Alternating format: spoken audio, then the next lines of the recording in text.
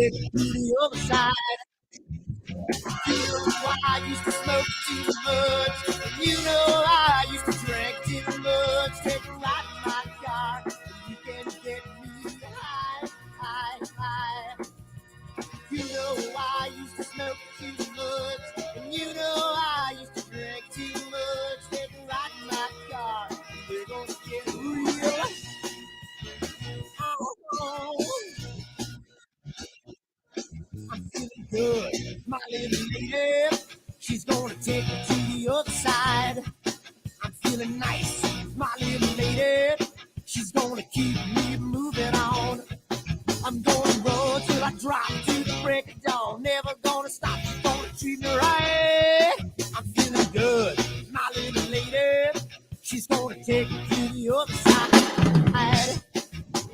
You know I used to smoke too much. And you know I used to drink too much. Take a ride in my car.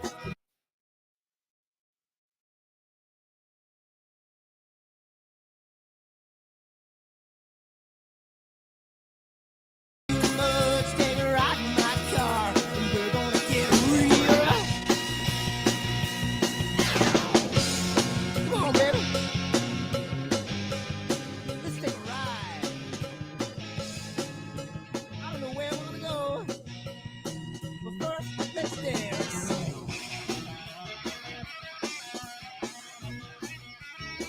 Hello? Yeah. No problem.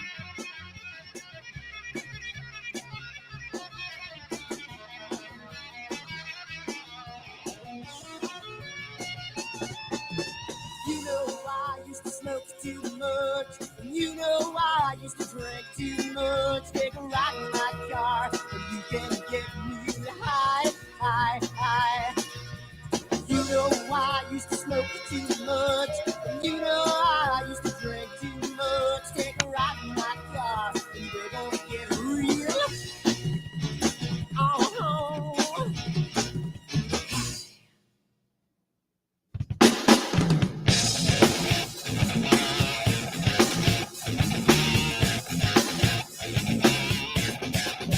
Hi everyone, Dan here, and I just wanted to put a little snippet about AstroWorld and what we do because I want to start getting the word out because I think it's becoming more and more of a giant community, and I want to get the word out to some other people. So what we do at AstroWorld is we hold astrophotography chats on Wednesdays at 9 p.m. and Fridays at 8 p.m. Eastern time.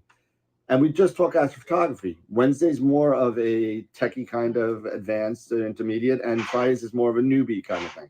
So if you want to check us out, and if you want to, hang out with some semi-decent people that like to go off the rails a little bit and have fun while they're doing it, come check us out at astroworldweb.com, and you can check out the schedule, and you can sign up for all the free giveaways that we do. We just gave away an Eagle 4 Pro, an Optolong filter kit, Charles Brackenstein's books, and a whole bunch of other stuff. So come to astroworldweb.com, hang out with us, have a good time, and as always, remember to keep imaging, keep educating, and clear skies. And I'll see you soon. Bronson. Bye-bye. I gave him one of those big marrow bones. So he goes, okay, I'll just go ahead and bring it to the dining room table. I'll chew on the dining room.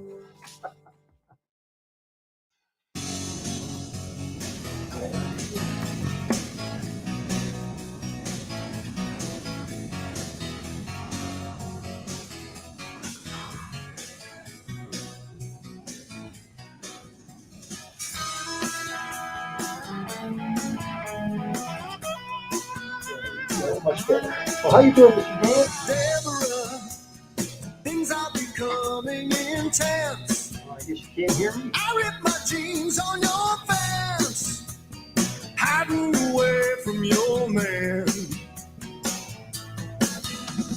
Oh, it's a passion.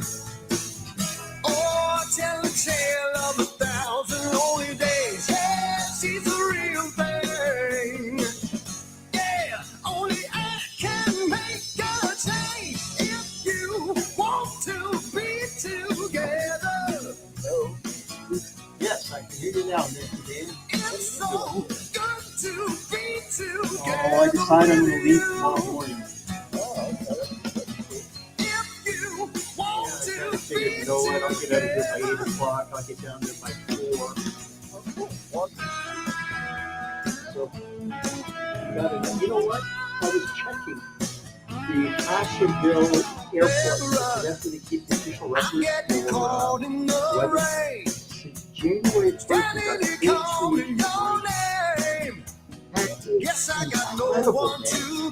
inches of rain. We got another atmospheric river coming in on Sunday. All the people turn and stare. Oh, it's a secret. Hey, let them see me. I don't care if you want to be together. It's so good to be together with you. If you want to be together.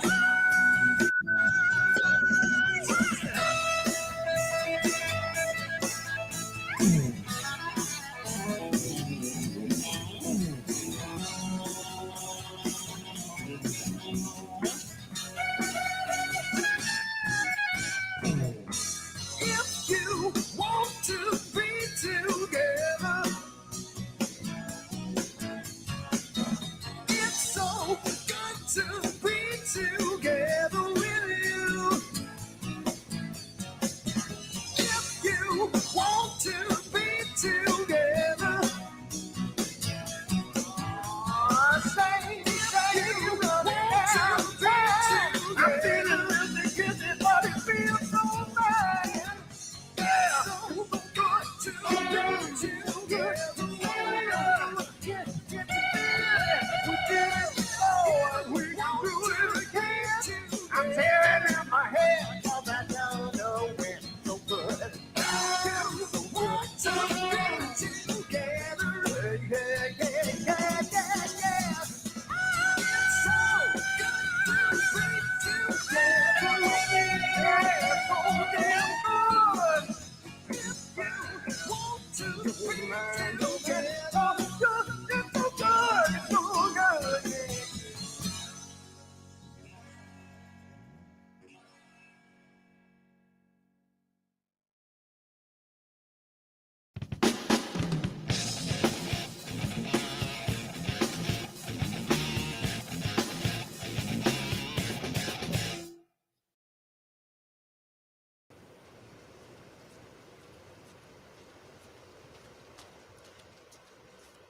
What the hell's wrong with my telescope now?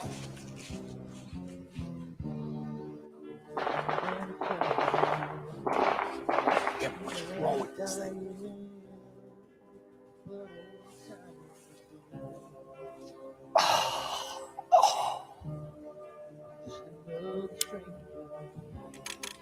The lost Lone Ranger, can I break this spell?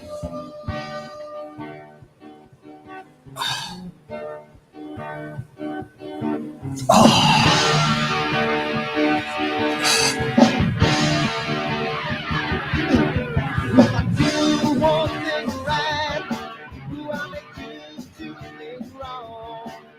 If I want to stand my line, I will always take the fall. If I just do the left, watch it lead from the right. I sleep all day long, and then I'm breathing through the night.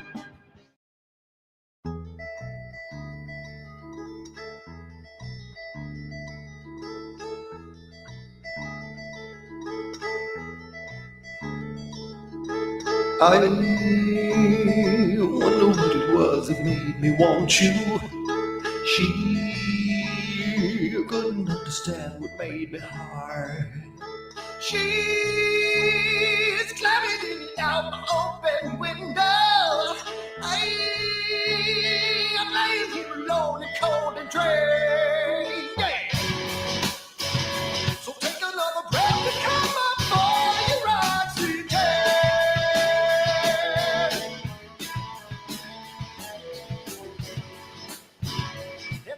wanna kiss the flesh and blood of every man, every man. And when the moon is full and the wolves will howl, she swam across the lake just to get to my house. Yes. And she said, I want more. Give me more. Disgusting stuff. I want more. A little bit of. Give me more. Disgusting stuff. Disgusting stuff.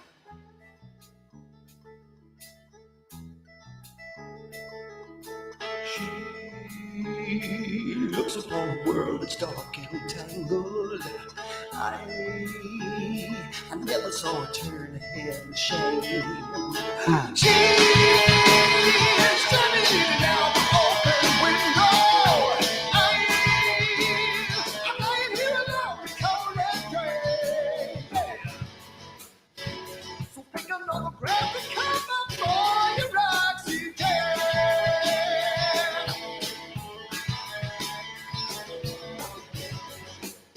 Hey, you know you wanna kiss the flesh and blood of every man, every man. Well, we all took turns and you swallowed the world. I never realized they sat with us, man. And she said, I want more. Give me more disgusting stuff. A little bit of disgusting stuff. Disgusting stuff. Oh, you're making me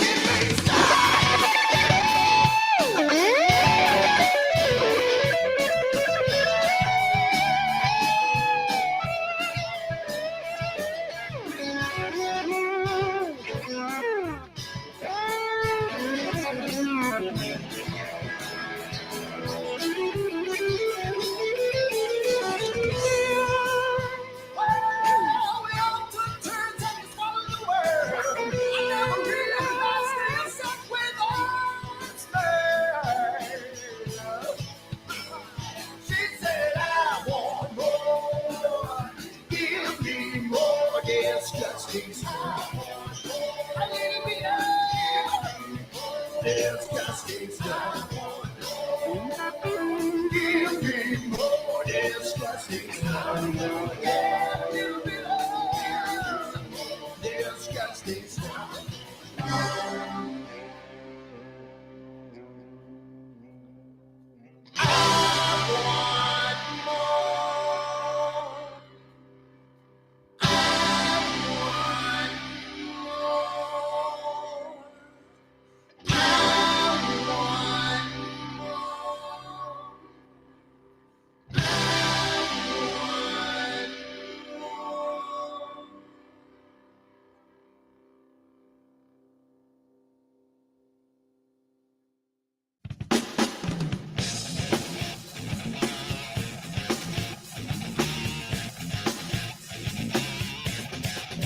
Hi everyone, Dan here, and I just wanted to put a little snippet about AstroWorld and what we do because I want to start getting the word out because I think it's becoming more and more of a giant community, and I want to get the word out to some other people. So what we do at AstroWorld is we hold astrophotography chats on Wednesdays at 9 p.m. and Fridays at 8 p.m. Eastern time. And we just talk astrophotography. Wednesday's more of a techie kind of advanced intermediate, and Fridays is more of a newbie kind of thing. So if you want to check us out, and if you want to, hang out with some semi-decent people that like to go off the rails a little bit and have fun while they're doing it, come check us out at AstroWorldWeb.com, and you can check out the schedule, and you can sign up for all the free giveaways that we do. We just gave away an Eagle 4 Pro, an Optilong filter kit, Charles Brackenstein's books, and a whole bunch of other stuff. So come to AstroWorldWeb.com, hang out with us, have a good time, and as always, remember to keep imaging, keep educating, and clear skies. And I'll see you soon. Bye-bye.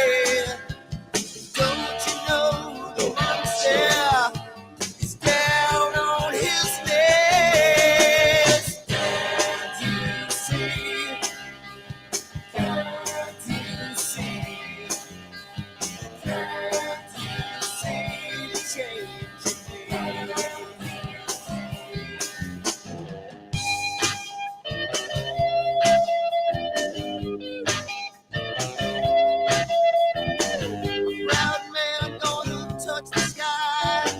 A proud man never gonna die. He's gonna give it a little more bottle. He's finally thrown away the bottle.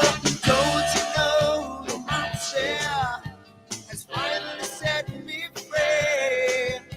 And don't you know the monster is down on his knees? Can't you see? Can't you see? Can't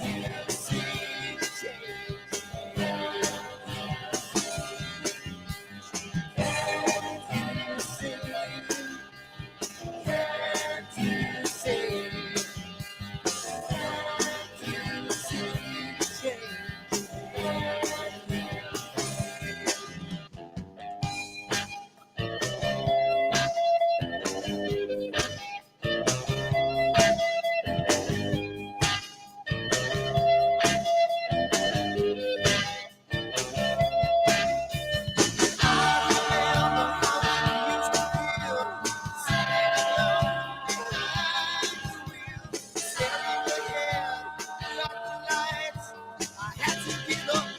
Give up the fight.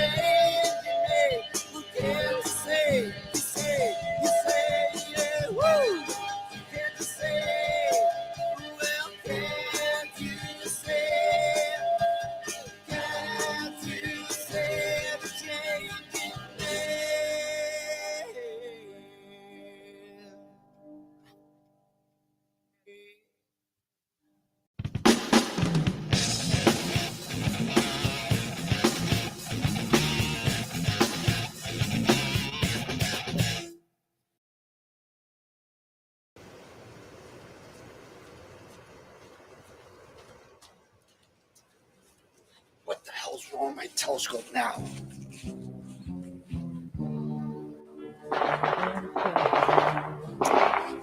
Yeah, what's wrong with this thing?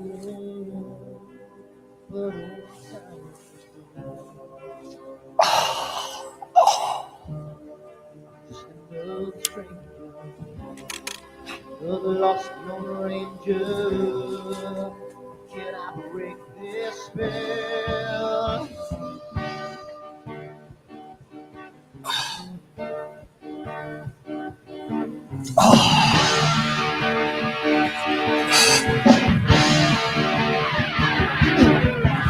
Do one thing right, do I make you two things wrong? If I want that fine line, I will always take the fall. If I don't do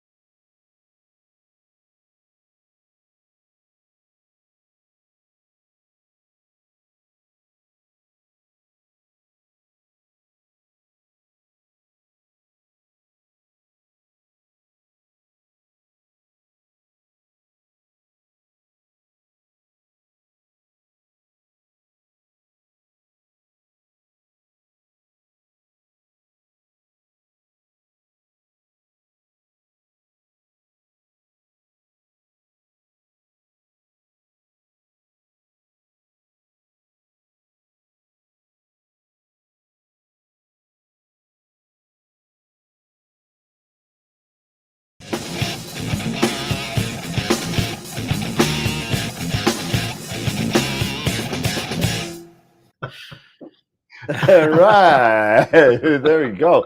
And everything Woo, that worked was close. pretty good, man. So, you guys should have seen it because, Sean literally, I said 10 seconds out and he's like, let me sit down. Ah. I In, don't have any pants on. in the land of the Zoom meeting, it's just like, you don't know what people are doing from the waist down, you just, yeah. You have no idea. I'm telling you. But yeah, so how's it going, everybody? We're here tonight. We got a lot of stuff going. We're going to be doing something that we've never done here tonight before in the 3 or 4 years that we've been doing this. This is the 4th season, so we're going to be getting some of the viewer membership on to discuss your rigs, what you do, what kind of adjustments you've made, what you've done to make your imaging train better or your imaging rig better, whether that be wire management or where I put this, where I put. It's going to be a lot of cool stuff. We have at least 4 people that are going to be coming on, and Sean included because he's going to be showing stuff on his rig. But we got Ernie Jacobs, we got Josh Kovac, we got Tom Peter, who declined to not be on video. He just wants to lurk in the chat, which is fine. And I believe there was one more, but I'll have to go through the list. I'm sorry if I forgot your name, but it's going to be really cool. But check what do we got? 24 people. Yeah, smash that like button, man. Smash that thumb up. Let's see. We get Newman, Frank. Awesome. And so we got some new news. Well, not new news. So just some.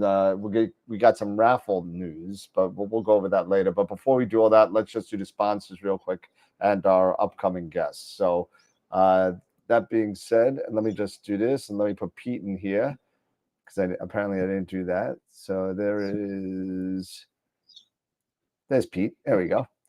And all right, so special guests and sponsors for those of you that are new to the show, thank you, welcome. You're in for a treat tonight with the first episode of Pimp My Rig. So it's gonna be a little that's actually a title coined by Pete Myers. So we'll just have to give him that one.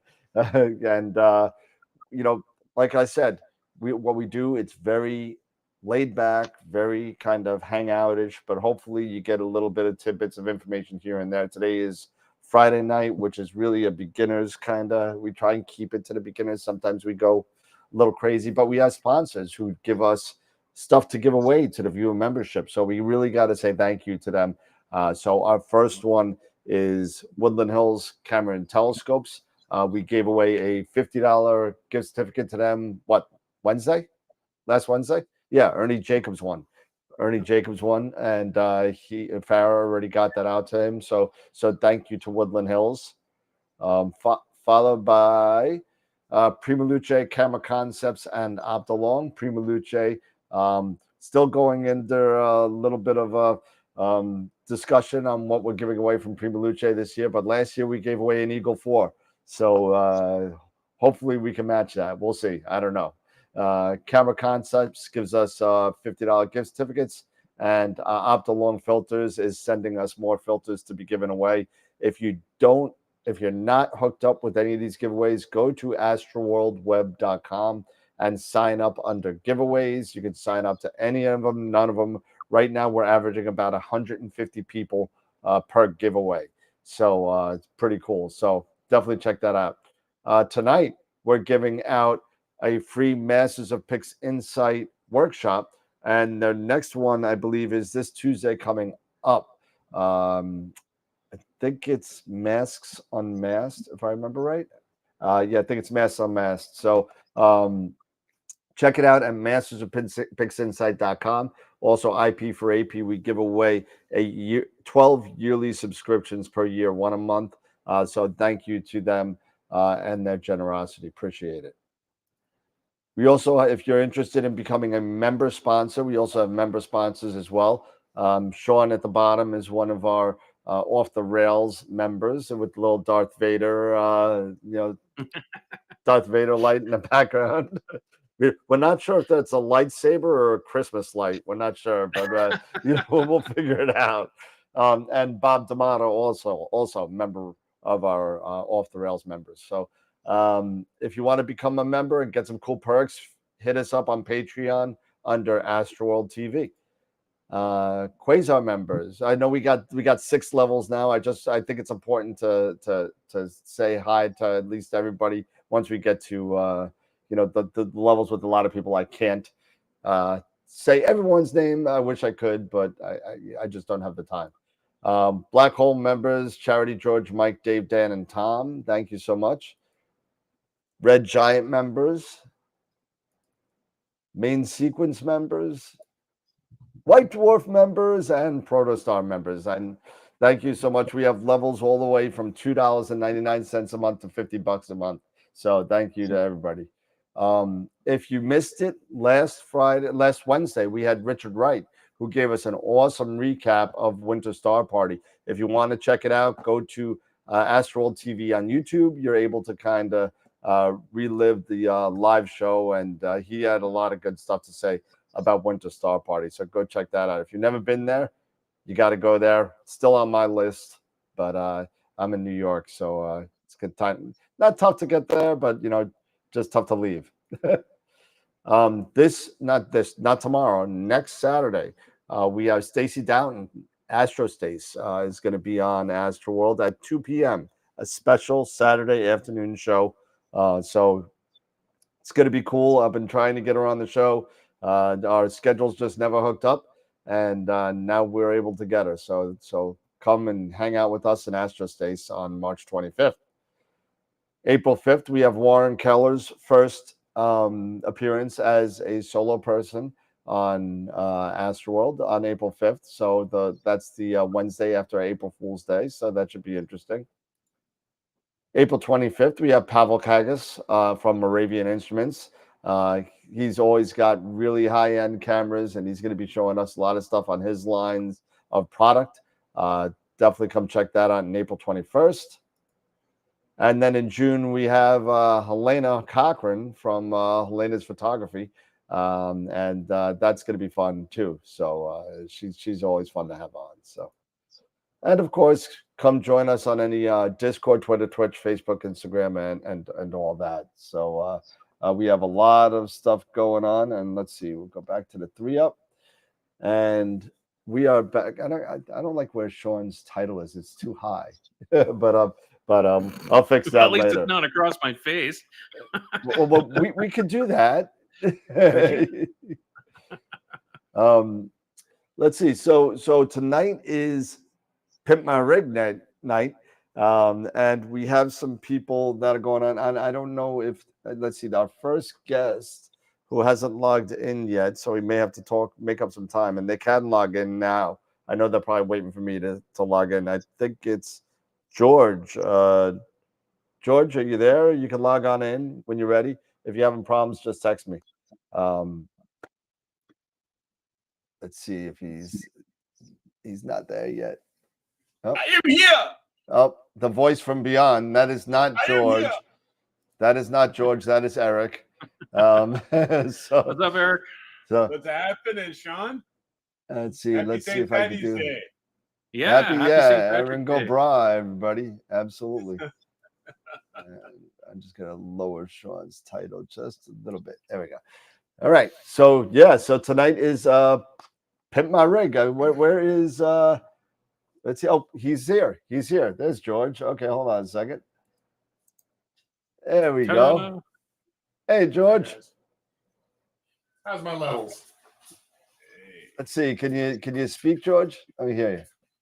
Testing 1, 2, 3. Perfect. Awesome. Good. Yep. How's it going, man? Nice to meet. Nice to put a face to the name. It's pretty cool to have you on. So thanks for coming on and hanging out with us for a little bit tonight. Anytime. All right. So I know you sent me a couple of pictures here. So let me see if I can get this going. Let's see. Did you give it to me on AstroBin? It was 3 pictures from AstroBin, correct? Yeah, okay. I just wanted to make sure because I got those on another thing. All right, so here we go. So let's call. Whose dog is that? I don't know. It's not Oh, mine. that's mine. Oh. Oh. I was like, For a second, I thought it was. For a second, I was Titan. That was mine. I was just wondering because it's that Zoom thing where you can't see what's going on below. I'm telling you. All right. So let's see what we got here. So let's quick play this. And we got, let's see. Let's fix this a little bit. And layers and guest and Eric and Jesse is now Sean. There we go. There we go. All right, awesome. So George, you've been doing this for a while. Why don't you tell people a little bit about yourself? And I see you got a Paramount mount there and everything, and tell us what we're looking at here. Started way back in the 80s. It was, high school time. I had a job. I had an option of taking a loan out, and my first scope was a Celestron Super C8. Oh yeah. Alt-Az mount. Back when the camera of choice was a film camera, and your guiding was looking through a finder scope with a crosshair and making sure the star stayed in it. Fast forward about 30 some odd years, and I moved up to one of the Celestron, I believe it was the CGEM DX, and had an 11-inch Edge HD, and started playing with that a little bit. Nice. Camera at that point in time was a digital SLR, crop frame sensor, and since then, I've had it for about 4 years, I guess. Did Hyperstar with it. Never really got to the point where I liked the focus on it. So once I started playing around with refractors, the stuff just kind of started happening. The focus was there. I enjoyed myself a little bit more. But what you've got there is an Explorer Scientific, 115 millimeter diameter, aperture. Yep. It's one of their FPL 53 models. Has a Moonlight CFL 2.5 focuser on it with the version 3 motor, so you don't have to have that stupid little serial to USB cable on it. Or if you had the Duo, remember the Duo that had like the two? Oh yeah. Yeah, you had the two things off the controller. This one has controller built in, so you don't even have to worry about that anymore. Yeah, it's just let's see. It has a Telescope Services TS Red 3, which is just a 1.0. It's not a reducer. It's just a it's a flattener. What's the word I'm looking for? Yeah, flattener. Yep. I've also got their 0.79 reducer flattener that I use with this, and this is a work in progress. I mean, it's I think I've got it dialed in pretty good, but the back focus on this thing is nowhere near 55 millimeters. I think I'm up to 72 right now. Wow, that's a huge difference. That's a big difference. Ooh. Yeah, it means I don't have to worry about accessorizing. I can do whatever I want after the back focus issue. Mm-hmm. But it does have a manual rotator on there between the flattener and the actual focuser.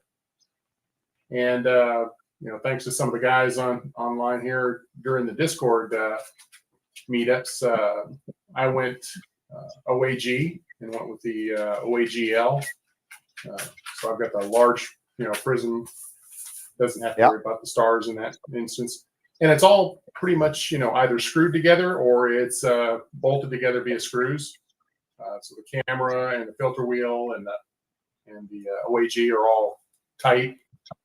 Don't have to worry about any kind of flexure. Underneath it, I've got the nice little Stellar View spacers, and it gives me plenty of room to put things under there. So I have the Pegasus Astro Advanced Power Box. Phenomenal thing, by the way. That thing, controls the dew straps, the whole 9 yards. You don't have to do anything. It's all automated, even if you're not logged into it. And then that's all mounted on top of a Paramount Mighty. It's got through the mount wiring, so I don't have to worry about any kind of snags. That's awesome. What else? Yeah, you kind of get spoiled. The only thing that I don't like about the Paramount is the fact that it's a family kind of affair. Yeah. And I know Richard did programming and stuff for it. So, somebody down the line decides, I don't like doing this anymore and decides to shutter the company or sell it off to somebody, then, it has to have the Sky X to run. So you're just kind of stuck with whatever the latest and greatest is before they went out the door. Yeah, but the Paramounts do have a really nice reputation right now. So I mean, I think you're pretty safe for a while. This thing gets 0.32 as far as guiding. And where you imaging from? Bortle 7. Okay. North Fort Worth, North Texas area. Okay. So I'm in a backyard with lights all around me. Just having a good old time, trying to keep them from not as bad as some. I don't have a Bortle nuclear like the president of our local astronomy club chapter. Oh my. Yeah, but Anderson connectors. I've got a power connector that goes through the mount. Has an Anderson connector on the very back of the mount where I can plug another one into it, so I don't have to worry about having a wire hang off it while I've got it in storage or moving it around. You can't really see it other than the Anderson connector that's right below the focuser there. That's the one that comes out from behind the mount. Yep. Yeah, back here. Yeah. And I actually saw somebody that took a Pocket Power Box Advanced, and they took that little black. There's a piece right under the very back of the saddle that you can see there. Yeah, little squarish type piece. That's something that's built into the VersaPlate and has all kinds of connections on the back of it. I saw somebody that was selling one of these things. They had actually taken that off, taken the wires out of the system, so it didn't have any of the connections, and they put a Pocket Power Box Advanced in its place with a custom adapter. There you go. So kind of cool stuff. So that's one of my 3 mounts or 3 scopes. I've got another one, which is the second scope I sent in, which is a 165. Just let me ask you a question here. I mean, and maybe it's me not being, I think I'm pretty well. What's this black piece back here? What is this? On the back end of the camera. It's a 3D printed piece, and it's offered out there.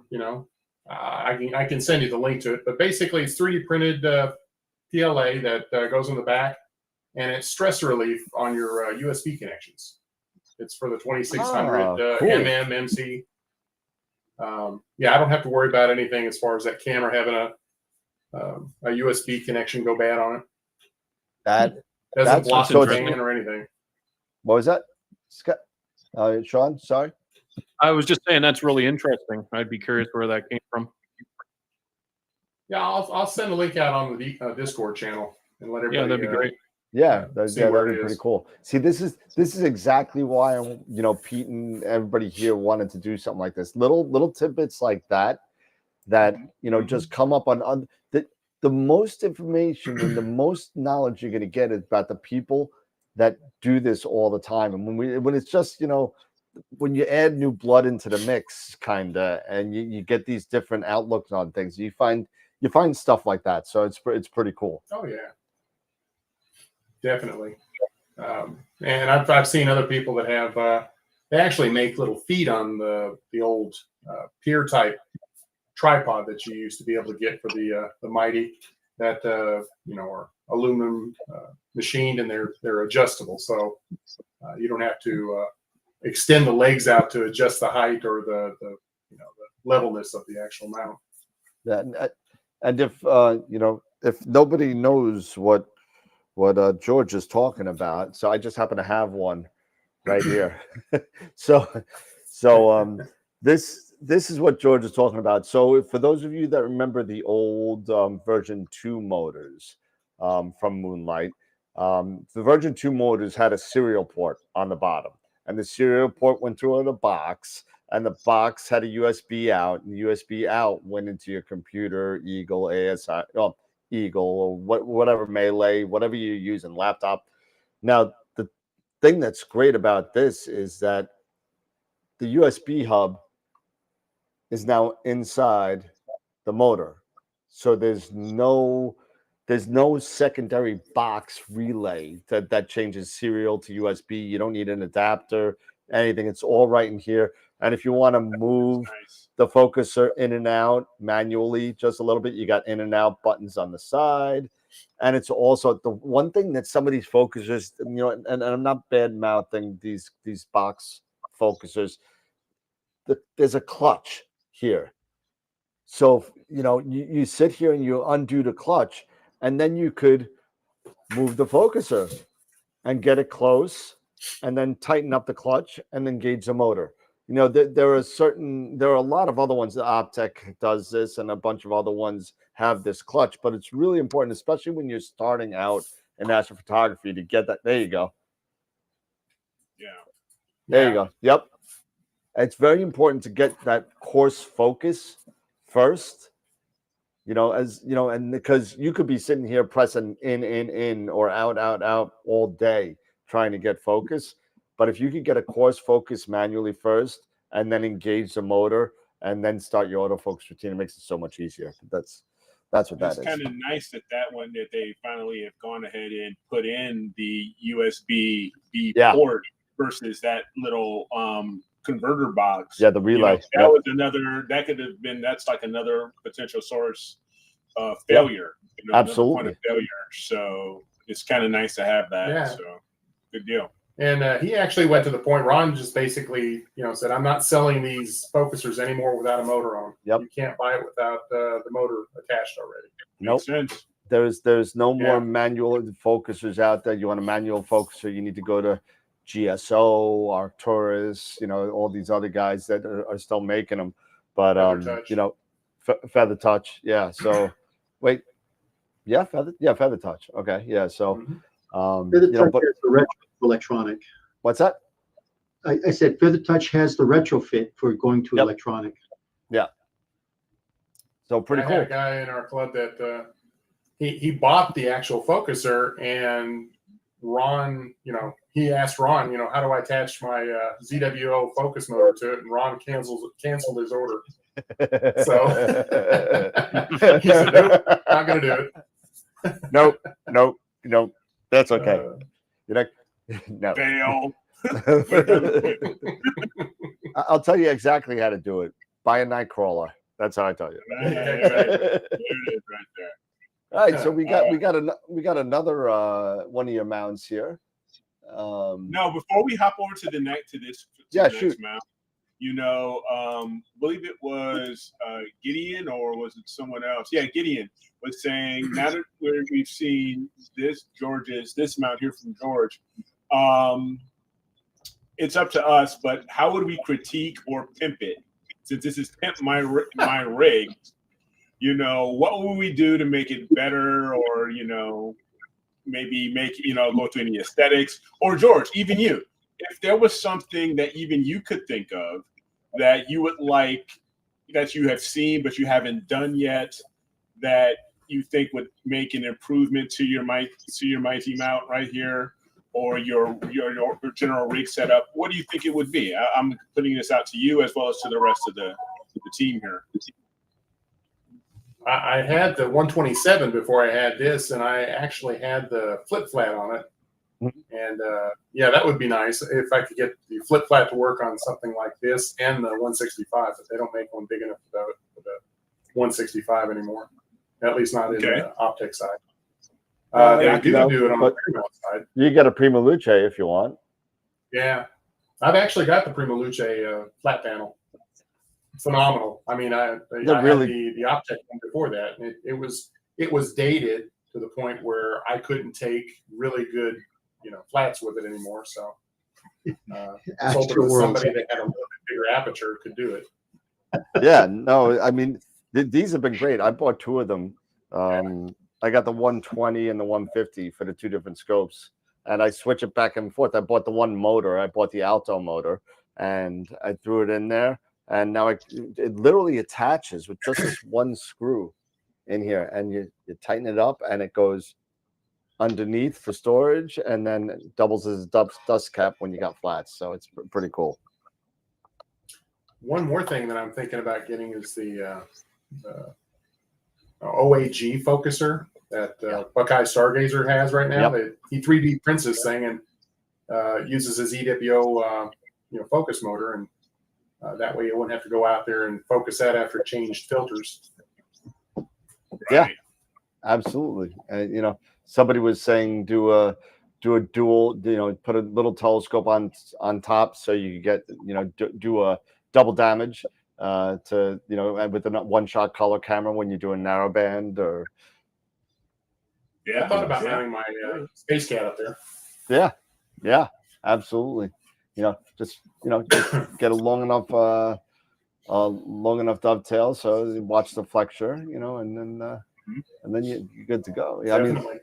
I love the wire. I think you're using the Alex kind of like cord wrap kind of thing for the for your USB cables and your power cables. Yeah, and I think I switched this out for the stuff that you can push in instead of actually going through it, because this was a pain to kind of flex it out and then push the wire through and snake it through. I got what were we were talking about the it's Alex center split, so it's split down the center and you just open it up and put it in, but it only comes in I think half, 3/4, and 1 inch diameters. And sometimes that's too big. You need something that's like 1/4 of an inch to fit just two cables, and I bought this other thing, this it's a black kind of twist wrap kind of that you got to snake through these things. And once I put a third cable through, I was screwed because I couldn't do anything with it. To this stupid thing? What's that? I don't know. Are you referring to these stupid That things? is exactly what oh God, you got it too. Oh, I did it for 2 hours yesterday. I couldn't figure out which way to put the thing and snake things through, and it's a nightmare. I'm done with that. I'm gonna go. I mean, I have not only that one, I have the gray itty bitty version too. Oh no! Oh God, no! That's just it's horrible what we do to these. You know what, Dave? I know you're out there, Dave. I'm gonna go to twist ties. That's what I'm gonna do. I'm gonna get twist ties and Velcro. No zip ties. I just won't do it. And I have similar what George has here. You have to split. Yeah, that's what I got. The split looms. And split in the middle, and it rolls up. Yeah. Mine don't even do that. You have to push it together to expand it, like those, like the little the data finger puzzle. That's what it is. Oh yeah, the data finger puzzle. That's right. Yeah, I remember that. That's a good one. Such a pain. Yeah. Yeah. Oh yeah. The things we do to try to keep things under control when you got spaghetti and octopuses, and octopi just all over the place. But oh wow, this is awesome. This is I think the same. It's just another picture of the scope. I think that's a 165. Yeah. That's no. Okay. Yeah, that's right. And I don't have that guide scope up there now. I've got the actual OAG on it now. Yep. That is awesome. That is crazy. How much did the it does the work? Was that again? How much did the carbon 165s weigh? Are they? When I weighed it, it's about 27 pounds. Yeah, I was going to say 25. Yeah, that's nice. Yeah, that's nothing. That's nice. That's nothing at all. That's it weighs more in the back end probably with that train than it does the entire OTA. Sure. I just And what's hope all the those focal length? trees are short, man. You know, because you look like you got a lot of trees, man. That path you see it on there. Yeah. The only way I can get anything is I find out where in the sky it's going to go, and then I basically move back and forth on that path to get a clear east-west transition. Nice. I don't have a whole lot of space back there, so. Wow. All right. Let's see. And What's the focal length on the 165? 1155. Okay, it's good for that's great for galaxy season. That's not bad. It's not bad. Oh yeah, that's wild. It's about to be mounted up. No, it's that time, right? It's that time for long focal length galaxy season. That's what it's all about. And unfortunately, I gotta get a bigger scope. I gotta. You know, I'm topped out at 870 right now. Oh yeah, so you need something like this, here, Dan. You know, it's too big. These things go down. These things go down. What are you talking about? It's 27 pounds. No. Well, I know I have an AP130, but it's still only 870 millimeters, and you know, it's a great scope. It's f6.3. It's an awesome scope, but I think I just need like I need like a long, just for galaxy season, even if it's just an 8-inch edge, you know, that's it. You know, an 8-inch edge or a 9 1/4 edge, and I'll be fine. Yeah, this thing drops down to like 5.6 on the F ratio when you go for the 0.7 reducer. Yeah, it's crazy fast considering its size. No, Explore does a great job with the carbon fiber and their even their essential triplet line, the aluminum tube. They do a good job with that stuff. So you got some big trees there too, George. Yeah. Yeah, that's my life. Yeah, it's just a forest in the backyard. Yeah, I have a similar problem here where we back onto a green space and there's 100-foot trees that block everything from the east over to the south for me. So not a lot of sky is left. I tend to shoot the same things over and over and over again. So you're becoming an expert in those objects. Yeah. No doubt. My best picture was a dark frame, though. I got to admit. Yeah, man. You know, did you clone stamp out the hot pixels? Yeah, I photoshopped it. oh man. And you said you sent me another, George. You said, let's see. I got your that little box that you had down there. Yep, there it is. I got it. This is something I love to do. This is my my playtime when I get to go in there and kind of make things that allow me to do acquisitions without having to pull everything out, you know, zip tie it on. And this thing is just, you put a top on it, plug it in, and plug all the wires into the side, and away you go. It takes me less than 5 minutes to set up. Wow, look at that. And this thing runs both off of AC and DC power. Really? So I can, if I go out to a dark sky site, I've got a Rig-Ep241 2,100 watt-hour battery. Yeah. I like that rig run. Yeah, there. That's nice. The whole time. Go to it. Yeah, is that the 8 ring rotor, the 8 channel, or is that? Yeah. Yeah. I don't use them all, but I've got it if I need it. Yeah, that's a great way. If you know who turned me on to that? Alan Mitchell turned me on to that. He put on a video of how he powered his this probably about 6-7 years ago. It's a long time ago, and he put it on L brackets and threw it on there. And let me tell you, you know, you get a 32 amp hour, you know, battery. You throw it in there and you're good for the whole night because you're able to kind of shunt and change the fuses on everything to get what you want out of everything. It's pretty cool. No, yeah, I see the zip ties, Dave. I see them. Hey, it's the fastest, easiest way to do it without using Velcro.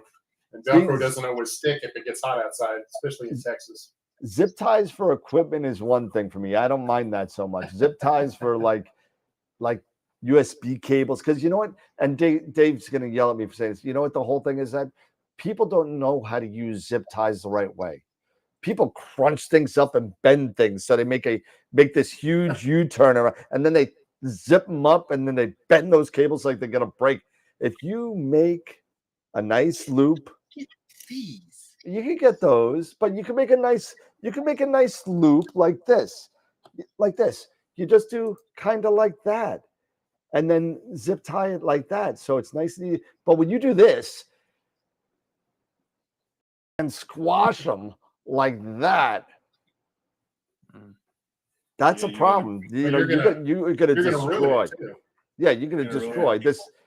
There's something called, Eric, correct me if I'm wrong, something called bend radius where it comes to cables. And it's how far a cable could bend before you start to do damage. That's it. When you do this and try and fit it in those little plastic things like Eric just showed us, and you do that, sooner or later, you're gonna break it, and then you're gonna be at Cherry Springs, and this is what's gonna happen. You're gonna be in a Bortle 2 Sky. You're gonna be loving it because you're a Bortle 8 your whole darn life, and now you're in a place, and you know what? This cable's gonna die, and you forgot the rest of your cables at home, and so now you're begging everybody for a micro USB cable. So that's Dan, it. you've got those in the closet of death, right? So why don't you just go ahead and auction those off? And that's a good that's a really good segue. You know what that's a good segue for? This is going to be a NEAF raffle. Ready? And this is going to be a NEAF raffle, and you can buy tickets at NEAF for like, I don't know, maybe $1 or $2. I don't know, no big deal. But you'll be able to get a limited edition. This is a once in a lifetime. I'm telling you, this is a once in a lifetime thing. You can get your own closet of death, and it opens up, and you can have your closet. And you know what? Maybe if you're lucky, if I have something small enough in there, I'll put a precise parts adapter in there that I have. I don't know what it's going to be. Get your calipers out and go figure it out yourself. And that's it. But there you go. So, you can see Dan works as a salesman. He's like, you gotta buy this as an American. You gotta buy this. Oh no, I'm sorry, Canadian friends. Sorry. God. Oh my God, that's so funny. So you know, if we sell a whole TARDIS and not have to worry about what's inside because it's bigger in the inside than it is on the outside. Exactly. It's like the TARDIS. It's like the TARDIS. You know. A different prize in every. Yeah, but that box right there. That's too funny. Yeah. The neatest thing about that box is I got a 19-volt buck adapter right there on the right-hand side, that little silver box. Yep. That powers the little headless PC in there. And I've also got on the other side now 48-volt that powers my Mighty. So that's awesome. All I need is 12 volts and I'm good.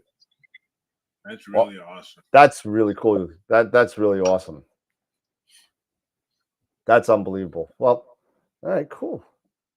Well, thank you for coming on and showing us your stuff there, George. Appreciate it. You know, it's nice to meet you. You know, it's been pretty cool because, you know, are you going to be at NEAF this year or?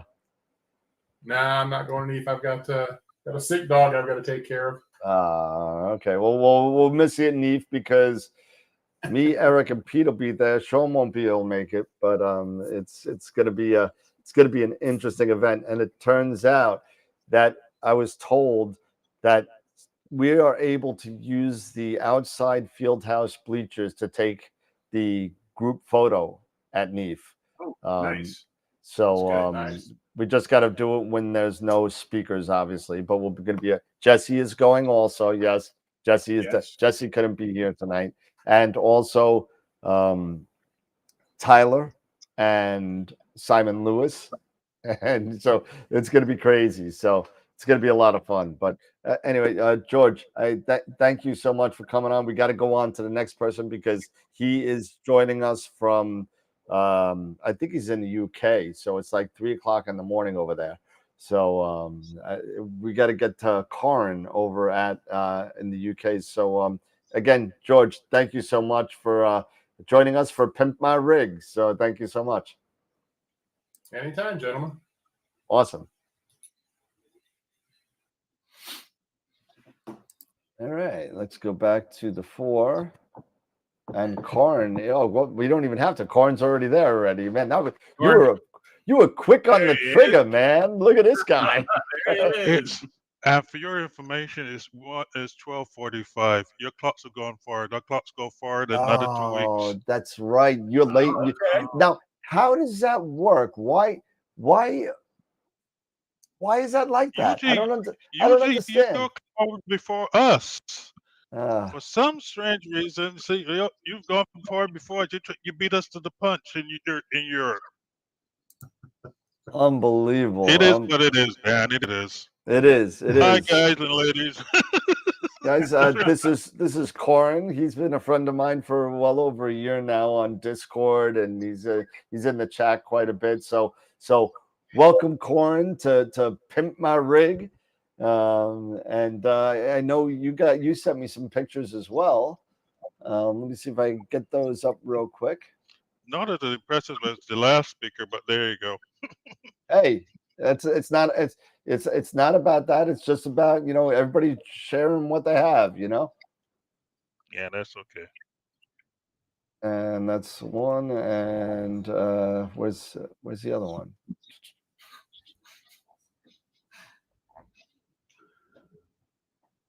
Yeah, that's I gave it no. Oh, I gave it a name. I called it Perseverance. yes, yep. That's an interesting name for the mount. If you look the Google name, if you look up the definition of perseverance, I figured it was perfect for. It evolved, man. It evolved. I'm trying to find. Did you send it to me on Discord or? What, the other pictures? Yeah, the other picture, because I can't seem to find the first one. Ooh, I sent them an email to you. Oh, good. All right, I can grab it on email. Give me 1 second. Yeah, I sent. Yeah. George Corin, there it is. There it is. I don't know why that one didn't download, but I'll get it right now. Here we go. Okay. There we go. Yeah. Okay. Hey, what do we got here, man? Okay, we have here. I remember. We have here a Altair Astro. You know, Altair Astro is a UK company. My good friend Ian Knight. Yeah, so that is a Starwave ED80 triplet. Focal length on it is 425 millimeter. It's bits and pieces of everything. Okay, let's see if we can start here. What do we have here? Down the bottom, you see there's the external hard drive. So I've got that plugged into. Got that plugged in. Yep, that there. Got that plugged into mini PC. And then the USB things over here. I got shorter USB cables. Put on that. So there you go. And yep, I got the pocket power box, and I have a pocket power box cube focuser. Yep. And what else do we have here? Anyway, what basically is that I'll put all of that, take everything onto the telescope itself. I used to use a Canon 600D camera. Yeah, so it came to a point last year where it was summertime and it was getting warm and the pictures were getting a lot of noise and everything else. So I pulled the trigger and contacted Ian at Altair Astro, and I got a Altair Astro 296C camera. Oh, nice. So nice. Yeah, yeah, one shot color. Beautiful. Yeah, and everything. Yeah, so it's evolved. and everything else. I've got I the noticed you have a William Optics adjustable flattener or reducer on there. Is that a flattener or just a yes. reducer? Yep. Your eyes are very good. Yes, yes, it is. That Huh. actually is from a buddy of mine, David Ford. He's my buddy. When I get a problem, I rag him. I'm sure his girlfriend's going to kill me. I usually about 11 o'clock. I say, I'm kind of the problem, and he comes and helps me out every single time. That's He's my mate. awesome. Yeah, That's a good he's friend to have. absolutely he's a good friend to have. And there you go. So yeah, yeah. Because last week we went up to the PSA astronomical show. That's like the equivalent of NEAF Yep. and everything else. So I had all thing, and that's where I decided to tease Dan and sent a picture of Stacy. Yes, you did. I she said, actually, "Could I she say?" actually texted I made me. sure that. Yeah, She's like, yeah. I told her looking actually. forward to be on the show on Saturday. So, I reminded her when I was there as well. So there you go. I said, okay, let's take a selfie. Excuse me. I said, let's take a selfie. And I said, I'll send it to Dan. Make sure I said, yep, make contact. She's gonna be on the show. that's Yeah. awesome. So yeah. But Let anyway, me ask a quick what? question, real quick, if you don't mind, here, Corin. And this is No just problem. from this is on my own personal thing, since I'm such a William Optics nut. Huh. Is using this flattener or this flattener reducer, did you have to, how did you go about making sure when you purchased this or when you got this to make sure everything was, that it was adjusted to the right width and everything? What did you go based off of a similar William Optics scope and then tried it that way, a little bit of trial and error through that No, way or anything like that? no. I adjusted it. I can't even see there. It has the filter is just off there is a slotted filter, 2-inch filter. But what I adjusted it with the parameter 55 millimeters to try to got a thing of stuff and everything and played around with it and I got it managed to get it to work. My mate David said, oh, I have this flattener. Let's he posted it to me. He's genuinely supposed to be down in London. So I put it on and everything else, played around with it and managed to get it to work. I know I just say it's bits and pieces. Yeah. Oh, But it nice. works. So That's what matters. yeah. But I just said everything is built in thing. I have my remote access into this with Google Remote. So it's had its test this winter. It's had some -5 weather. It's been outside and everything else, and surprise, surprise, it's held its own. I've got to do some improvements in there. It's obviously, I'm going. Yep, that's a sensor there. Yeah, I'm gonna you got have a to. question on that. That's why I was trying to point you to it. So Yeah. that's a sensor. That's a temp sensor for your Pegasus Yeah. focus cube, right? Yes. All right. I've got that there. I probably might shift it later, but one of my plans now is I'm probably going to shorten these cables because a lot of the those the Jew heater cables they're really long. So Oh some yeah. I'm probably going pretty soon. As you see, you can see them down there in the bottom. So I've had to stick them down there. So I think I'm going to probably definitely shorten them in the future and make them a bit neater. Yeah. I have a question for you, Corin. Oh, go ahead. Go ahead. Yes, Sean. Yeah, I'm just curious hey, how's it going? Where did you get that high tech dust cap holder there on the top of the guide scope? The rubber band. Necessity the mother of invention. That you know how it is with these Jew caps. It starts to drop off every time. But what I do with it is sometimes if I get a night that's like you got a couple of clear nights. What I do, and I didn't post that picture. I actually got that idea from a guy called AstroWorld, Glenn Chowder. And what I do is I put the telescope outside. I put a tent over it. I try and until the tent over it and everything else, and that kept and the shoe kept the cover kept falling off. So mother's invention. I said, you know what? Strap it on. It works. You know, I Close it. thought I There you thought go. you did that because you're like me and tend to lose caps. So I thought you punched a hole in it, so it kind of like hung No, there no, on the no. I just side, you know, and just like so you didn't lose the cap. no, no, no. That's just the whole. That's just the whole hold the rubber cap Got on. it. Everything else is cool. But yeah, the best thing is that everything is come on the rig. If you probably notice at the bottom, you see that I've got dovetails down the bottom there down the back because I use my mount is a Iotron GMC 26 and that carries a dovetail. And when I got this set up, I realized, oh no, I can't fit it. So I said I had to think outside the box. So I got some bolts and I bolted that to the bottom. I know that Ah, Eric doesn't like stuff like that because I saw a couple of weeks back he had a video. He was the only thing he did have to do was a beep.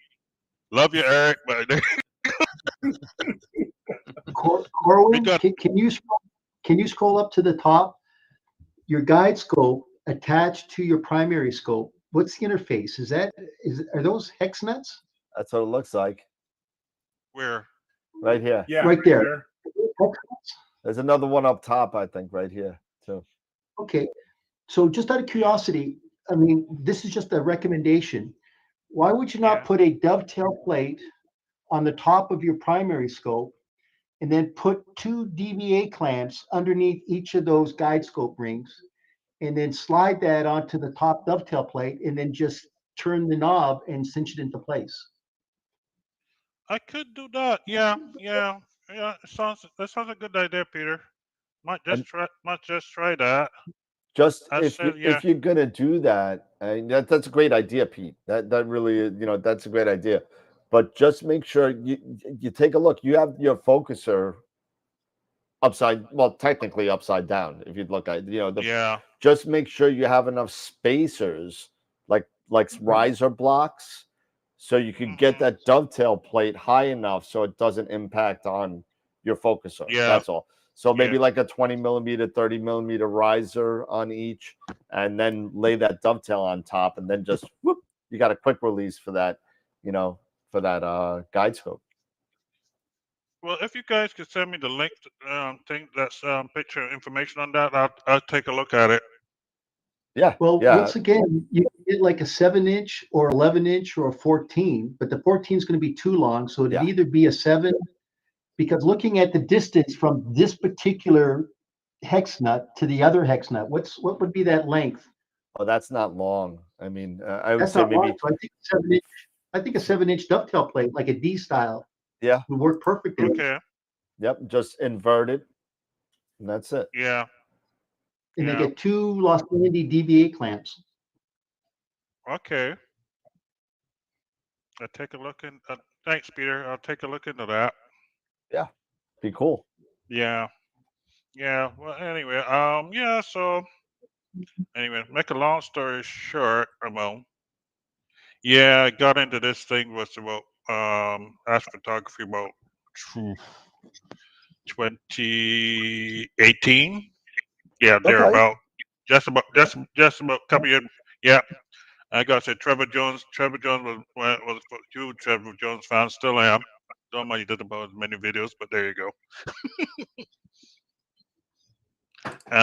Yeah. So I mean, yeah. I still do a lot of viewing, and everything else, and a lot of viewing and stuff, but during lockdown, it really helped me out because it was the country, London, UK literally shut down for 3 months, and I was on furloughs. That was it. I was basically home, not working anything else. So I spent a lot of time outside in the backyard in the night sky. So it really helped and everything else. So it's all good.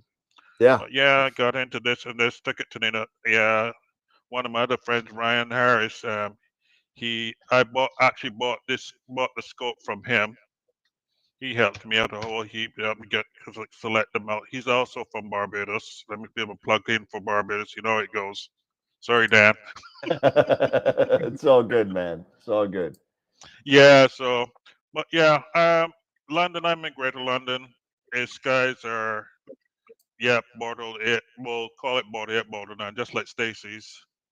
And there you go. I got LED lights up and down my street. I got a retail park down the road. I can walk in my backyard and see the paving stones. It's that bright. So Wow. it's quite a challenge. There you go. But then so do the best I can. I'm not doing bad. Actually, you're probably not gonna be able to see this. My mom she's gonna be 87 in June. So I decided to create a photo album so she can see what I'm doing here and here of the and I decided to put it in photo form so she can see the actual pictures. Oh, that's awesome.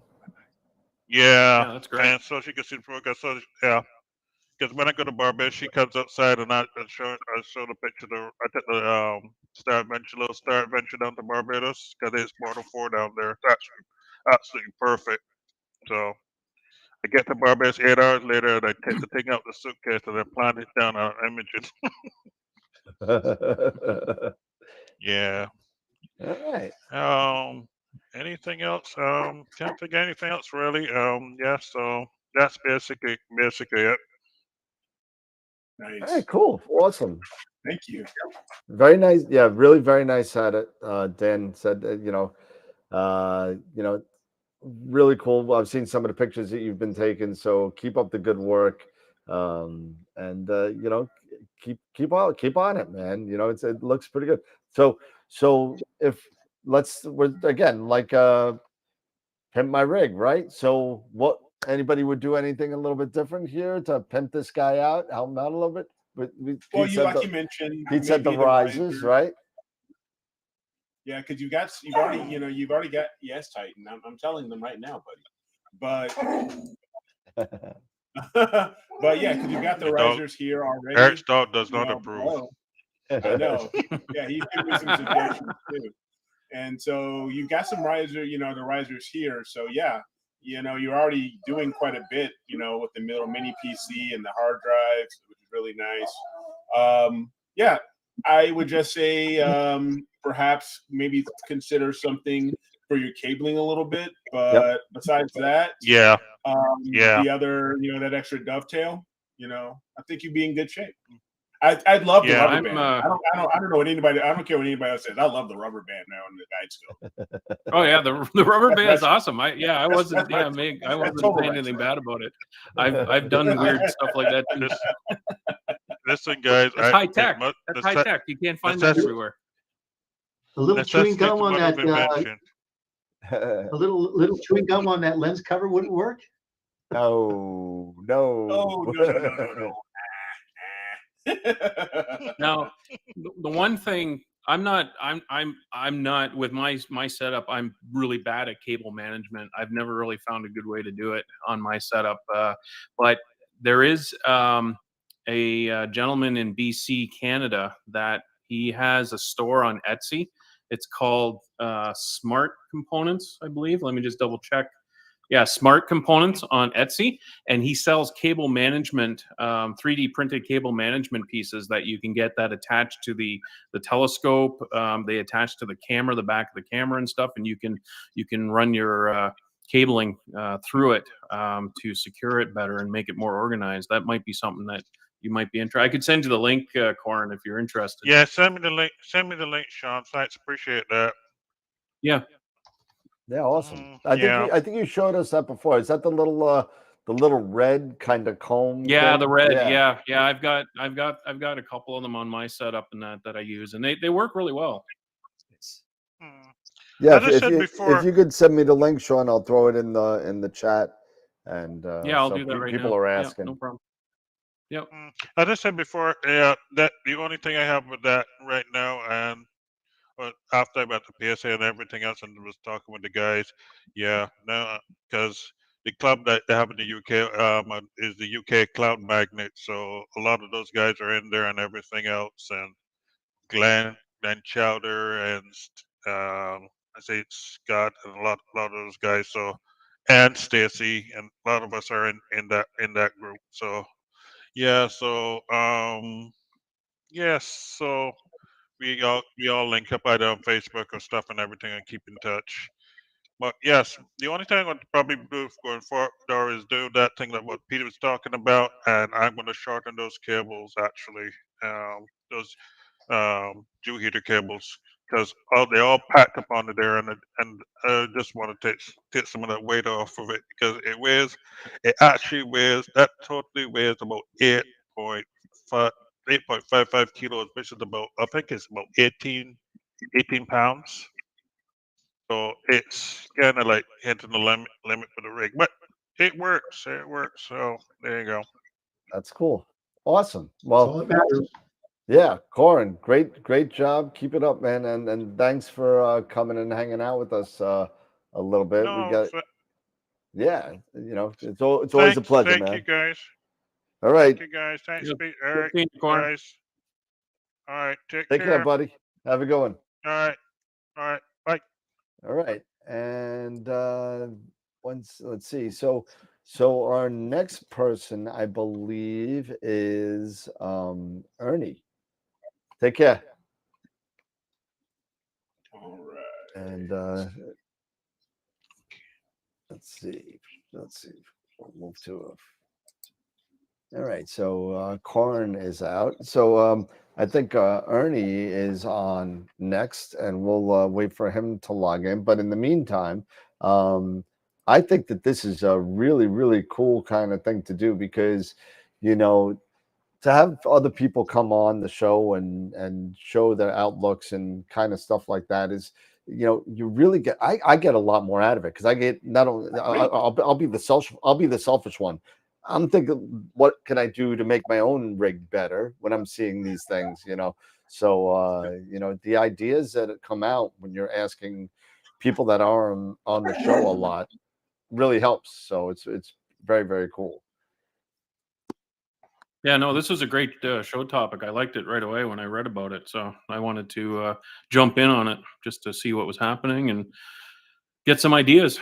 Because, like I said, my setup, it's really bad for cable management. I'm almost embarrassed about it, but I hear it you. is what it is, and it works. It's all I can do. So I've tried everything, and no matter, because you know what, I change my rig like I change underwear. So my cable management is like, yeah, it's a yeah, I've had mess, that too. man.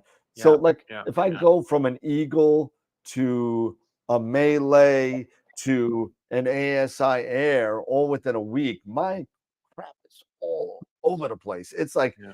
forget about it. I don't care if you got Velcro ties or twist ties or zip ties or whatever you got going on. It's almost impossible. But I see that Ernie, and I got a question. Ernie's here, so I got a question for Ernie. As soon as I get him on here, there we go. So now we got Ernie here. How's it going? Ernie was one of our speakers Hi, Ernie. at Astropalooza this year. So I'm gonna it's happening again. Just so we know, it's happening. Sean already yelled at me for not getting in contact with his people. So Sean knows he has a standing invite forever show whatever he wants to be on. So just always think that you're invited. You're always the first invited. So just so we got that, clear the air there. All right. Yeah. But Ernie, explain this to me. Why do they make dew strap cables 18 freaking feet long? Why are they so long? I don't understand. Help me out. Help me explain this to me like I'm a 3-year-old. I got nothing. I maybe they assume you're putting your dew heater controller like inside the house. I'm not sure. I don't understand. The dew I'm not sure. straps, a foot long, and the wire is like I can wire my TV through the wall with this thing, and it's like it's out of control. But anyway, welcome Ernie again to the show. You're not a newcomer to this. You know the deal, and I'm rolling on my headphone wire. You'll have to excuse me a second. These monitors are great, but the wire thing is driving me nuts. I got to kind of put it I got to put it in my lap, kind of, you know. So, but so yeah, you sent me some pictures as well, right? Yeah, I And can. Yeah, go ahead, pull them up, or I can share my screen, whichever. if it's easier for you to share your screen, you can. It's easier for me. So Let me just find the icon. it's, I think, the little red guy, I think.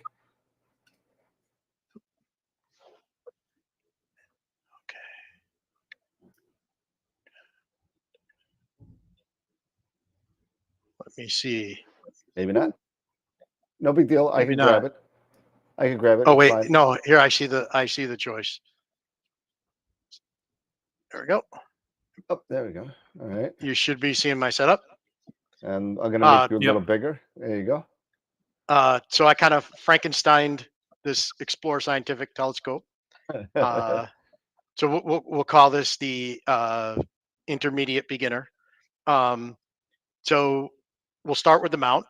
I've got a Skywatcher EQ6R Pro, and of course I stripped the stupid handle for the altitude Yep. and replaced it with a 3D printed version one. I took off the little foot that came with the Explore Scientific and put an ADM Vixen bar on. And I also found, I think they're William Optics rings that are the correct diameter. And I think I did what Peter was talking about, Yeah, it looks but I like it. think I did it backwards. Let Now me that I got the can we Vixen zoom in a bar, little bit? sure.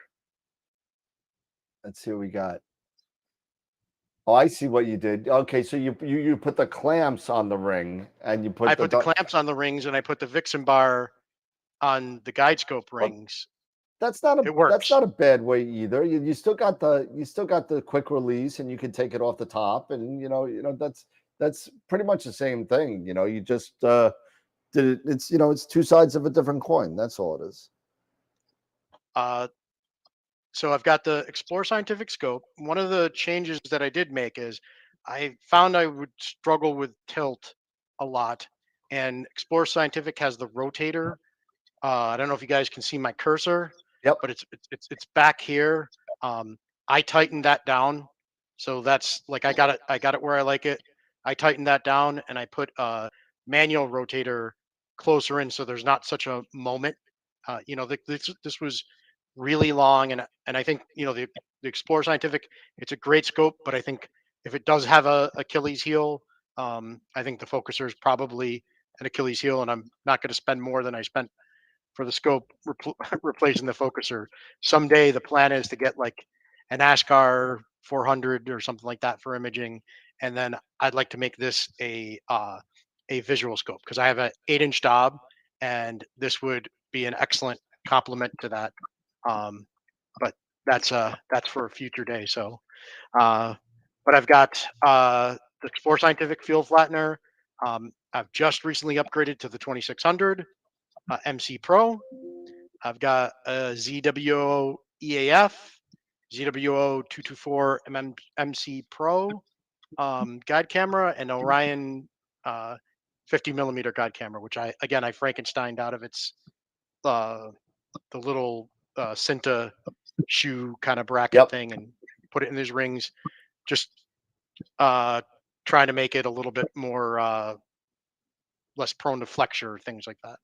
And then I've got I too have the Pegasus Powerbox Advanced version 2, which I think after the electronic focuser, I would say that this is definitely the most impactful accessory, like dollar for dollar, that that just it's so useful and helpful. So that's my primary setup for deep sky imaging.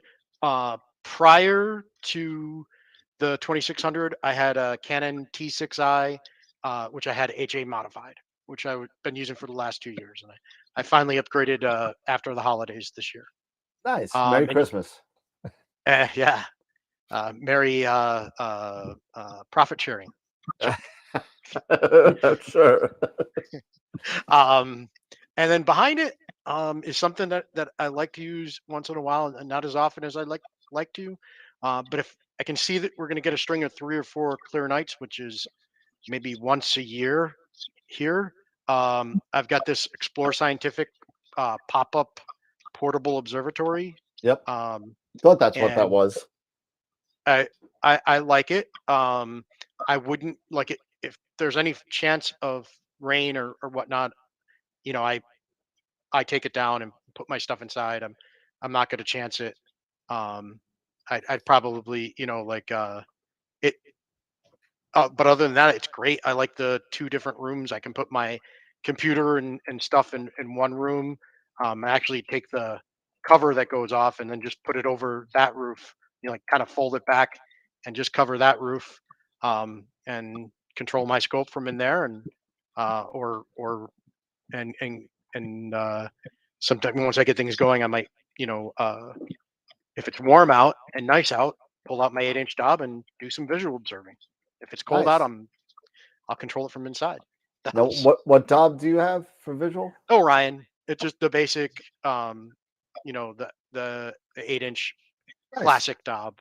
All right. It's like a bunch of years old, and um, it's my, you know, that's like my first real telescope that I, you know, when I upgraded from binoculars and spotting scopes and stuff like that.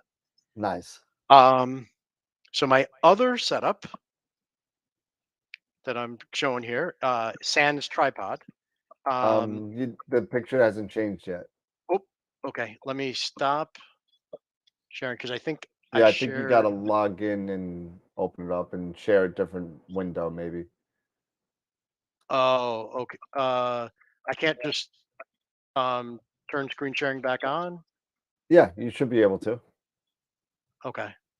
If you can't, I could grab the picture. No, it's showing the same picture. That's okay. All right. So let me see this. Maybe this works. Nope. Okay. You All got right. Yeah. the Maybe you can sky show. guider? Yeah. Yeah. Yeah, I can bring that up. No problem. Give me 1 second.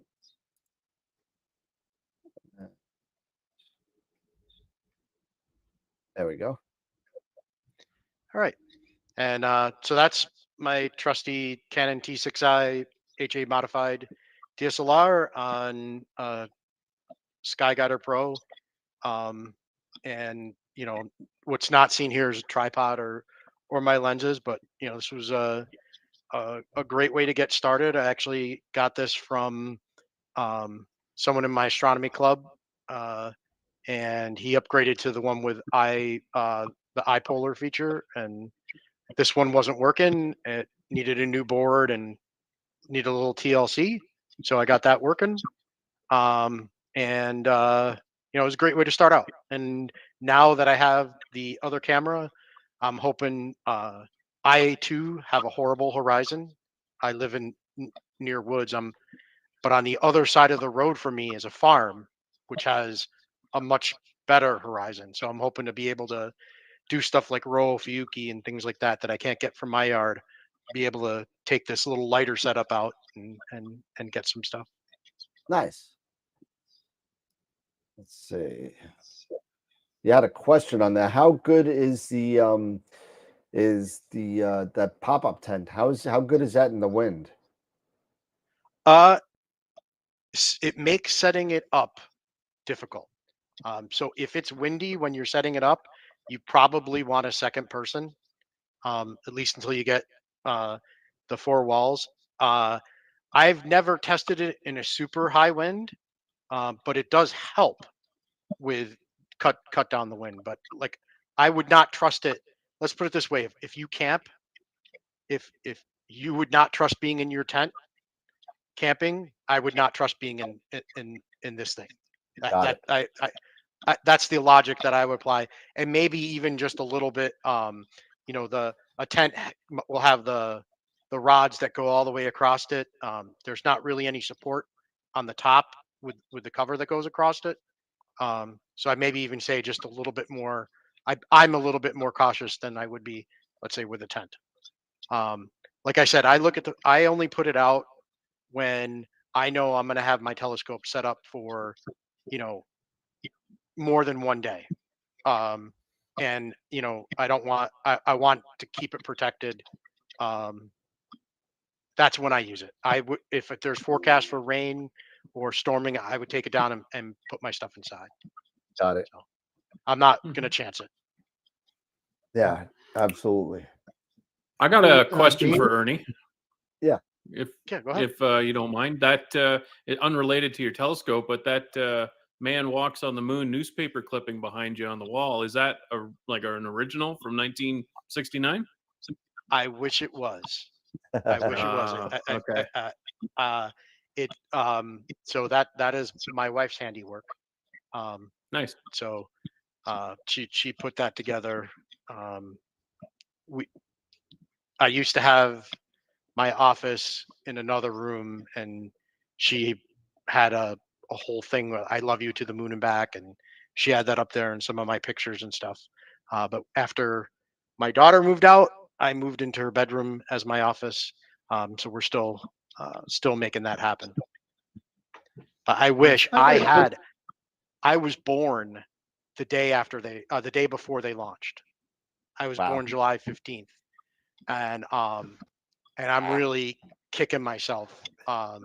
When my dad sold the house, I didn't go home. I was up here at college and stuff, and we had the daily news from that, and the '69 Miracle Mets and all that kind of stuff was in my room, and all that stuff is gone. And I really wish I had it. I got some stuff to show you then. So I'm a Yankees fan, but still, it was, I can't stand baseball. I just drives me nuts. But I mean, my dad was a big Met fan. He was a Brooklyn Dodger fan. And when they left, most Brooklyn Dodger fans, you couldn't be a Yankee fan being a Brooklyn Dodger fan. It was impossible. Right. So the Mets came in, and he has he passed, but I have 1969, 1973, all these yearbooks. I got to show it to you offline. I'll show it to you. It's pretty cool. Sounds good. Dan, I'm coming to need. Can you go back to Ernie? Can you go back to Ernie's first setup? I'm going to make a couple of suggestions. Ernie, Sure. I was looking at your setup. I think I figured it out now.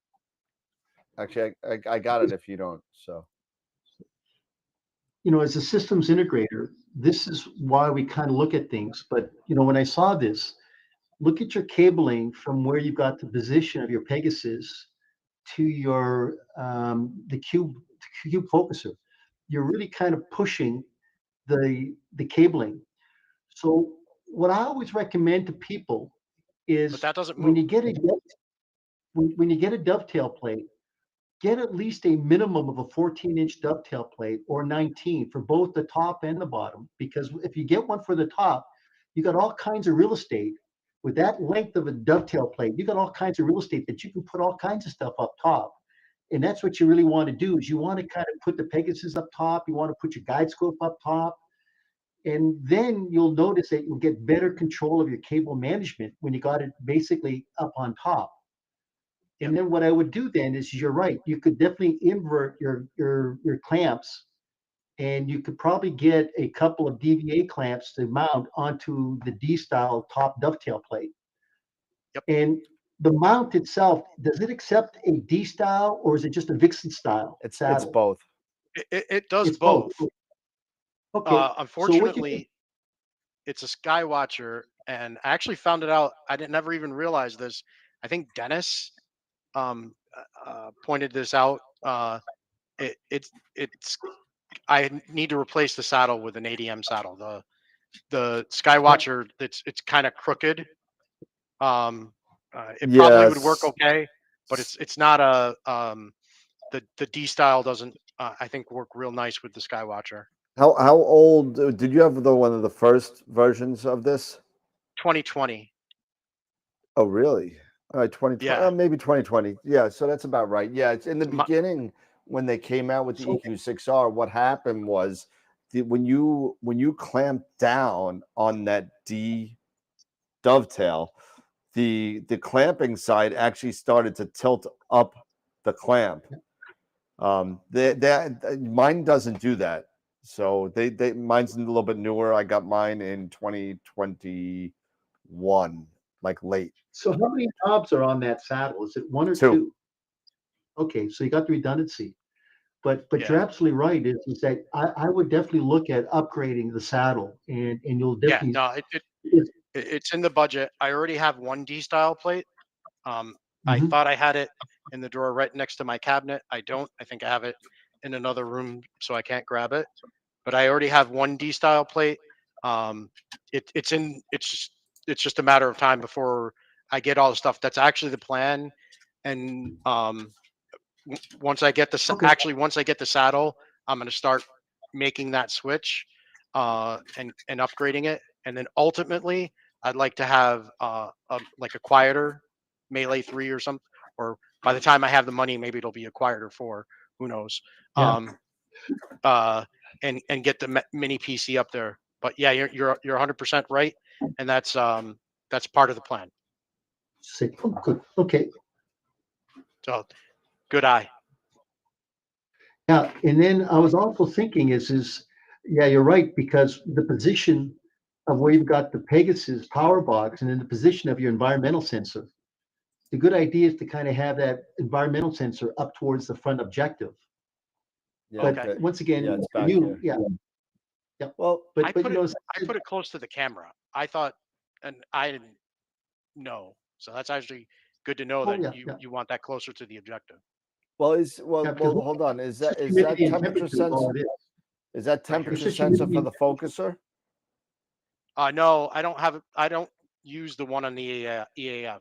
I Okay, just all use right. the one I'm on the just Pegasus. because that's right. You have the AAF, not the because the Pegasus Focus Cube has that same sensor. That's why. Yeah. No, this is plugged in. I have this plugged into the power box, and Yep. the actual sensors right here. My Right here. logic was, and I connect to this in Nina, and I honestly didn't know if there's an advantage to having the temperature sensor plugged into Focusrite. Well, From what I gather, the only if there- reason why I would want to do that is if I want to do actual temperature compensation Correct. Yeah. with my Well, the filtration. key, if it's closer to the objective and you start to notice that you're getting a temperature drop, then you know you're going to get definitely fogging up on the front objective. So that's the reason Yeah. why you want it up front. Okay. Yep. Well, I looks like I can do some rewiring. That's good to know. Thankfully, that's never been an issue, and believe me, dew is an issue here. Oh yeah. Just due east of Lake Erie, in our city of perpetual clouds. Yeah, you're what, a half an hour from the Canadian border?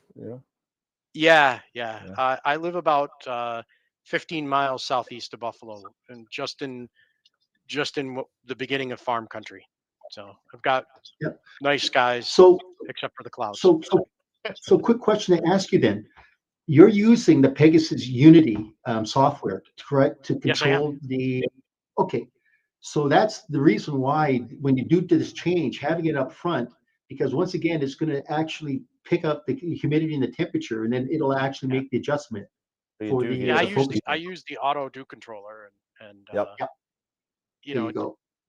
it like I said, it hasn't been a problem, but if that's the better way to route it, I'm gonna try to do it take the optimal path, so I can undo that fastener, and I have room. I'll get this up here somewhere. And then what I would do then is where you've got your environmental sensor, if you had a longer dovetail plate, I would move your power box to that position back there. Yeah. Yeah, because then you don't have all the wires being pulled up to the front. You have them all Yeah. at the back. And I actually had that back there, but I put this up here just from also from a balancing perspective. It gave me just another thing up front, because the 2600 is a little bit heavier than my DSLR. Yeah, gotcha. Cool. I don't see Josh in the chat. Josh sent us some pictures. I'll stop sharing. And all. Did Eric come back? Oh, Eric did come back. Yeah, I'm back. Okay, there wasn't. There we go. There you go. What were you? Are you imaging tonight, or did you have to run out the garbage? Oh, had to let tighten out, and I got the Edge Oh, 8 and up. go back and have no rules. Yeah. Yeah. What? Nice. Josh is in the chat now. You're allowed to have no Yes. rules. Okay, thank you. Yeah. Need me to log out so he can log in? Dilly. Yeah. Hey, Ernie, thanks so much. Appreciate you coming on and hanging out with us, man. Okay, so I just need to find the log out, hang up button. Okay, Just easy. disconnect. All right. There you go. Thank you. This was a fantastic Bye, idea. Ernie. Thank Yeah. you. I gotta give all the credit to Pete, because Pete came up with it. So Sure. I'm No, not it's that a team smart. I'm effort. not smart enough to come up with these cool ideas. So Pete's no, doing it's hard to come up with ideas. It's hard, man. Mhm. It's to come up with things. And Sean, doing the YouTube channel, and when you're doing Yeah, it's hard. It's hard. That's one of the biggest challenges I have with the YouTube channel, is coming up with new ideas. There is some ideas that I have, but they're really hard to put to video. They're very involved, very complicated, and it's not necessarily the easiest thing to do sometimes. So I don't do every idea that I have. So not that I'm trying to do the easiest possible thing, but I'm trying not to stress myself out either at the same time with things. But yeah, coming up with ideas is always tough. So good stuff, Pete. Good thought on this one. So What you said is kind of funny is that when you see people's setup, and then we can't kind of give them some ideas about what they could do, and then eventually they're going to go, oh yeah, I never thought about that, because you're absolutely right. It's like everybody has to learn somewhere, but if we can make their job a lot easier, and as I said, with Dan, you, and Eric, it just helps the collective. Yeah, but the no, to ADM answer your saddle. question there, yeah, to answer your question there, Dan, I am going to try to image. I haven't done it yet. I've got the Schmidt, the Edge 8 out there, and it's out of color, and I haven't used it, for a while, but I did put the Lepus telepressor on, so so right now it's out of collimation. So that's one of the things after we're done with the show here, I'll do is I'll put the Tribatten-off mask on and get it in collimation. But one of the things that's good, if I pause this here, and I'm going to go back just to the preview, is with the Lepus, I've taken a few shots, a few test shots here, and the imaging circle's fine. I don't have any vignetting. There you go. Nice. So that's a good thing. That's definitely a good thing for me. So, but it is definitely out of collimation. Oh, well, hey. Yeah, I mean, you especially you only break it out. I've only used it, since last spring or something for galaxies and stuff. Maybe a few other times I've used it. But yeah, everybody wants to make Pimp My Rig a regular thing. Yeah. I think it's a great idea. Oh, it's fantastic. I loved the idea when I read about it. Like I said, and Pimp that puppy. There you go. There's a poll for everybody. There you go. How's that? So.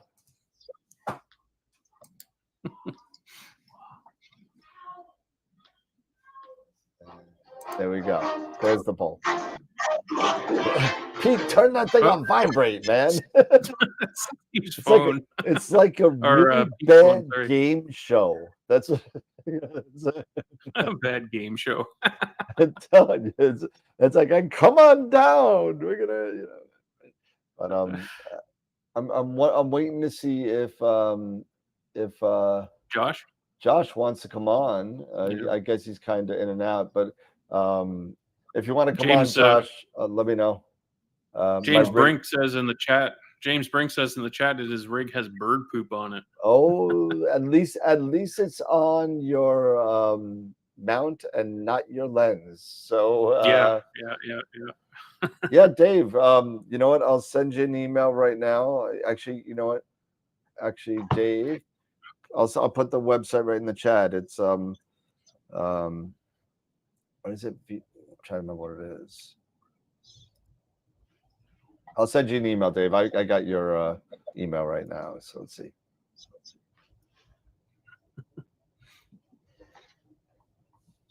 Yeah, it's really hard to come up with some things. So, there's I think Tom Peter. I think too. Ernie won the staring contest.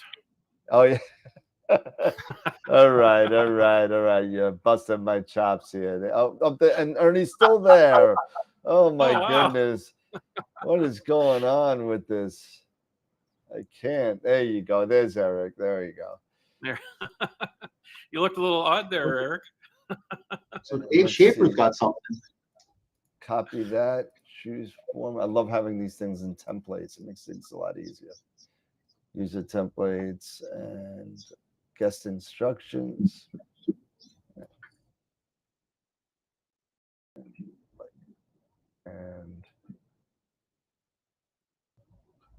And you're not Molly, so where's that? And Tom, I just sent you a link, so feel free to log in whenever you come on in. So yeah, I mean, unless if there's something like really kind of, exciting happening or new happening or something, it's really, really tough to kind of just, there's only so many times you could sit there and talk about flatteners, reducers, and all that kind of stuff like 15 times a year. New software comes out, new things come out, it makes it easier. But when you sit there and you're racking your head around for ideas, it can kind of get a little frustrating, I think, sometimes. Let's see. We'll wait for Pete to come on. I know he sent me a couple of pictures. Speaking of new things coming out, Simon had mentioned on his on AstroWorks that he, we were talking chat a little bit about, he and Tyler and the ZWO team are coming to going to be at NEAF. Yep. So they have an announcement coming up. They haven't shown that of course, they haven't announced anything, but they are going to have an announcement of something new coming, like maybe a new product or something like that. So I'm really looking forward to seeing what that could possibly be. There has been some speculation, at least as far as in the ZWO groups and Facebook and everything, about could it be a rotator? That's an electric rotator. That is my guess. That is my guess. My vote too. That is my vote as well. And if that's the case, then I guess I'm going to have to buy 2 of them. Gotta do what you gotta do, man. Especially with the ASI Air. I got an ASI Air they are Mini. Definitely keeping me in this ecosystem. They are not letting me go. Nope. However, you know what? Being a owner of the Pegasus Nix, I'm slowly and rapidly waiting to put this on. Instead of using the ASI Air, because you know what, it's not difficult, it's just annoying that it's not like every other mount. It's just, I got to go into the Unity, I got to turn on the tracking, I got to go out of the Unity, I got to log into the ASI Air, I got to put it on MEAD 16 or one step to log in. And then sometimes the tracking works, sometimes it doesn't. I got to go back and forward and back. It's just too much back and forward. So I think that I'm going to be using the ASI Air for my EQ6R mount, the Melee for my Pegasus, and obviously my Eagle for everything else. So, okay. Hey. Get the best of every world. I gotta get used to everything. It's gonna be fun. I guess Tom is having some issues logging on. Tom, I sent you an email. Feel free to go log in. And I heard a beep. But actually, since we're waiting, Sean, why don't we talk about your rig, since you sent some pictures as well? Yeah, for sure. Yeah, that sounds good. Yeah. Throw it up. Yeah, let me. Sorry, I was just chatting with Jessica right now. Jessica Hahn. Jessica from Optolong, yeah. From Optolong. Yeah, she's just messaging me right now about some stuff. So I'd tell you what to tell her, but I don't want to put it on, over the internet. Yeah. Don't. Yeah. Just keep it quiet. Now, me and Jessica have been really good friends on actually Jessica, and just to give you an idea of how cool a person Jessica Hahn is over at Outdalong. When COVID first started and everybody was freaking out in the US and everyone was going, I need my N95 mask and all this kind of stuff. And, everyone's raking the shelves for N95 masks and you couldn't find one because you thought you're just going to get COVID and die. But she actually mailed me through DHL Express 95 masks from China. Because I thought that was the coolest thing that she didn't have to do. I just thought that was very cool, and even though it turns out it wasn't, I mean, it was bad, but it wasn't as bad as everybody thought it was. But this was back in 2020 where everybody thought it was it was really scary, including myself. I thought we were. I stopped watching The Walking Dead because it became too close to real for me, and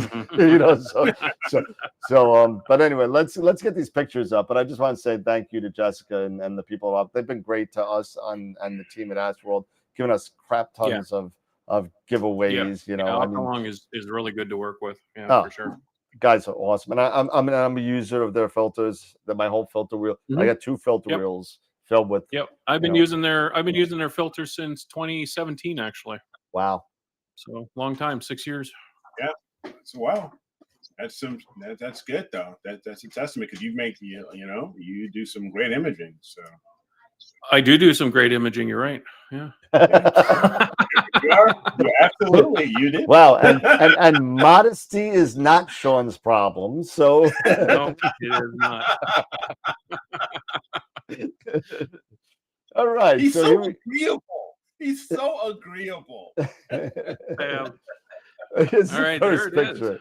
There we go. Yeah. So talk about what we're seeing there, Sean.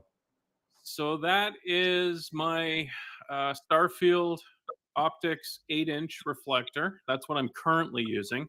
I've got I've used other telescopes previously, so I have a Skywatcher S4E22 refractor triplet, and I've got the Explorer Scientific 127 carbon fiber, which I'm hoping to get back in action very soon.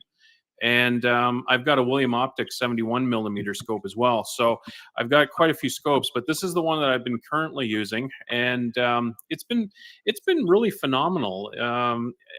It's almost made me really rethink. I started out with an SCT telescope, a CPC 800, and I had piggybacked refractor, an 80 mil refractor on it, an Equinox Skywatcher at the time, and that worked really well for me. But I had tried I got a 10-inch Orion Newtonian f4 back in 2012, 2013, and I had some good success with it. But I went the route of refractors and for many years, and it was only in the last year and a half that well, actually I shouldn't even say year and a half, maybe the last year that I switched to the reflector again using the Starfield here. I wanted to test it out and just see what the difference was between using refractors and reflectors.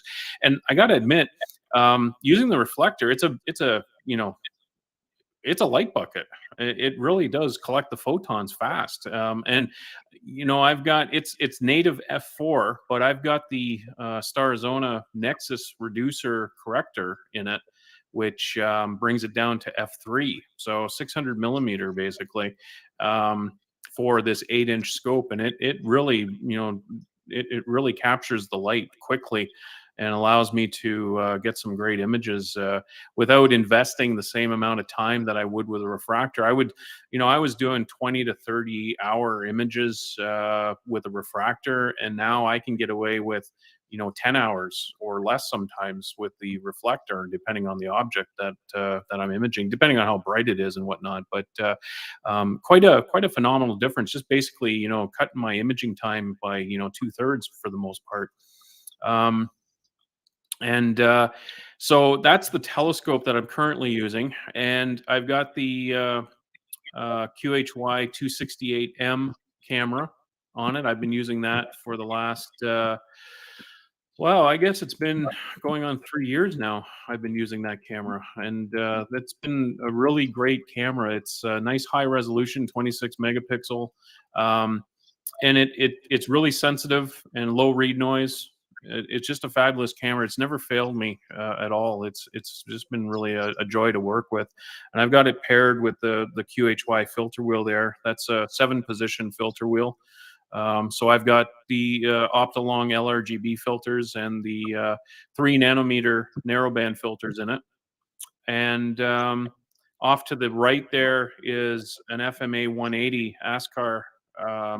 Yeah, that's the guide scope that I'm using, and it's actually been working out really well too. I didn't really do much with it. I did some testing with it, and I took some images of a partial solar eclipse that we had here back in, geez, I don't remember what year it was, 2020 or something like that, maybe, or 2021, can't remember. But I didn't really do much with it. But I've recently, in the last few months, hooked it up to the reflector as a guide scope with a.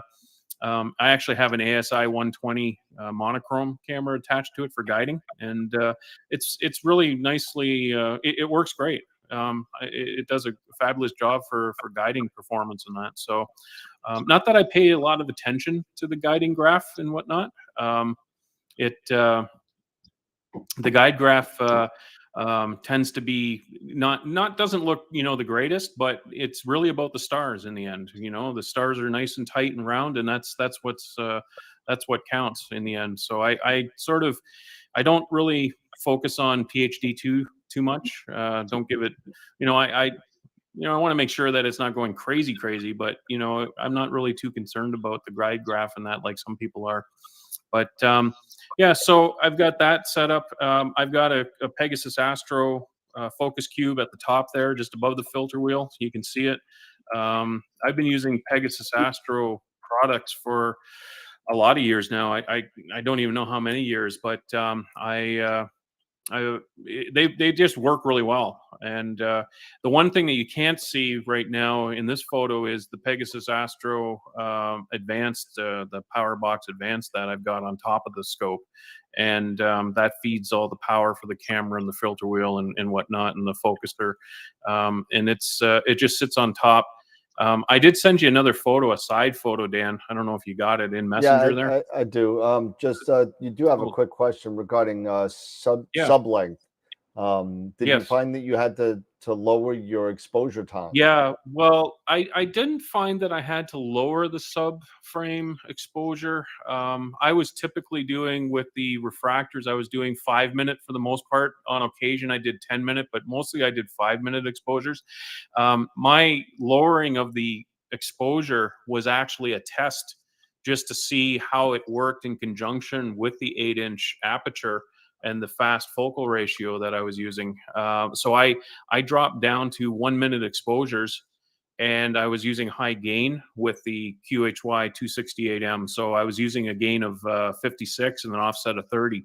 And that actually produced some really phenomenal results for me for a couple reasons. The one reason was that it was less affected by turbulence, air turbulence, because I wasn't exposing for as long. 5 minutes versus 1 minute is obviously, there's a big difference there. So I was getting less interference from air turbulence, but I was also improving the image quality by way of guiding, because if you guide over 5 minutes, you have more possibility of errors occurring, whereas a 1-minute exposure, you have a lot less possibility of errors occurring. So I was seeing an improvement in the resolution, the sharpness of the images, the subframes that I was getting by going this route. And I actually applied this high gain short exposure to not only the broadband imaging, so LRGB, but I also applied it to narrowband. So I'm actually shooting any of the narrowband data that I take, I'm shooting 1-minute exposures at high gain. And I'm just taking a lot of these exposures and stacking them together to create the final image.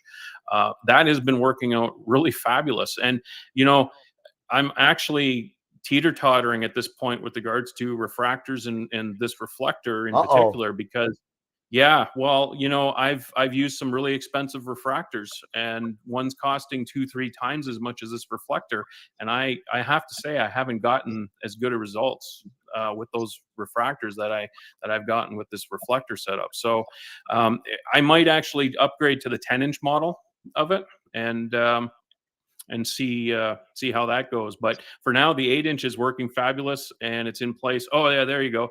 So you can see my cabling. Yeah, not the greatest. I apologize for that. I was gonna say something, but since you brought it up, Sean, I mean, you know, I love you, man. You're a wonderful guy. I know. But I mean, I have never been able to figure out the cable management for this. There's just no good way to do it. It just, it's just horrible. There's one thing about, you know, not being good at something. There's another that, you know, I don't even think you even tried there to put anything on. All right. Okay. So, all right. So I'm lazy about it. I'm lazy. All right. I admit it.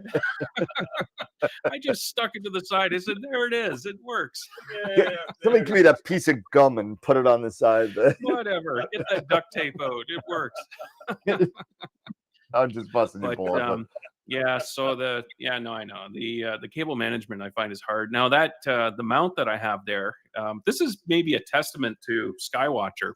Not that I've ever had any luck with Skywatcher in terms of working with them. I've actually tried over the years a number of times to contact them and see if we could collaborate on something, but that never really materialized. They never replied to me. So, but a testament to Skywatcher, nonetheless, is that mount which you're looking at there, which is an EQ6, and it actually goes. It's an EQ6. It goes back. It is a 2006 model. That's why. So that it looks like the 5. That's why I said, you know. Yeah, no, it's not the 5. It's the 6. Yeah, and it's a 2006, and it still works really well. You know, you've seen the images that I've done with it, and it just keeps chugging along. And it actually, if I'm correct, I believe it has a more capable payload capacity than the current EQ6 mounts that they have out. But I'm not sure about that entirely, but I think it can hold a little more weight. But it's worked really well for me, and it still continues. So I haven't had need to change it for any reason. Now, I'm sure at some point, you know, I'll have to. I'm sure at some point it'll die, but so far it's still going. And you know, I'm encroaching. I'm getting up there now. I'm 17 years old with that, and it's still working great. So there was one quick question about the how does your pole master work with the camera in the way? Yeah, that was a bit of an issue. Basically, I have to just turn the scope off to the side a bit, the declination. Yeah, I just have to move it over slightly so that I've got a clear view with the pole master. That's all. It doesn't. It's not affected by that, you know, in any way. It's still aligned with the RA, obviously, and you know, I can still work with it. So, yeah, nice. Yeah, a little bit of a problem there, but right. Nothing that can't be overcome. Yeah, and then I've got the. So I've got the Pegasus Astro power box on top there, the Advance, and I've got a little tiny Pico PC, it's called. And I sent you a photo of that too, and it fits in the palm of your hand. It's that small. Yeah, it's just a little guy. So it's made by a company called XDO, and it's called a Pico PC. And it is, it's an i5, if I'm not mistaken. No, it's not an i5 in there. It's a Celeron, but I can't remember exactly what the specs are. But it's got 8 gig of memory in it, and it's got 256 gig SSD drive and whatnot. But it is very lightweight and very small, so it doesn't really have any issues when it comes to mounting it and creating a problem, a balance problem, or anything like that. It's nice. Been really fabulous. Yeah, it's pretty cool. So the only thing I had to do was the perimeter of it, where you see it's the white perimeter around there. Yeah. That actually lights up blue. So I had to put some. I just put some electrical tape around it just to black it out, basically. But there you go. Yeah.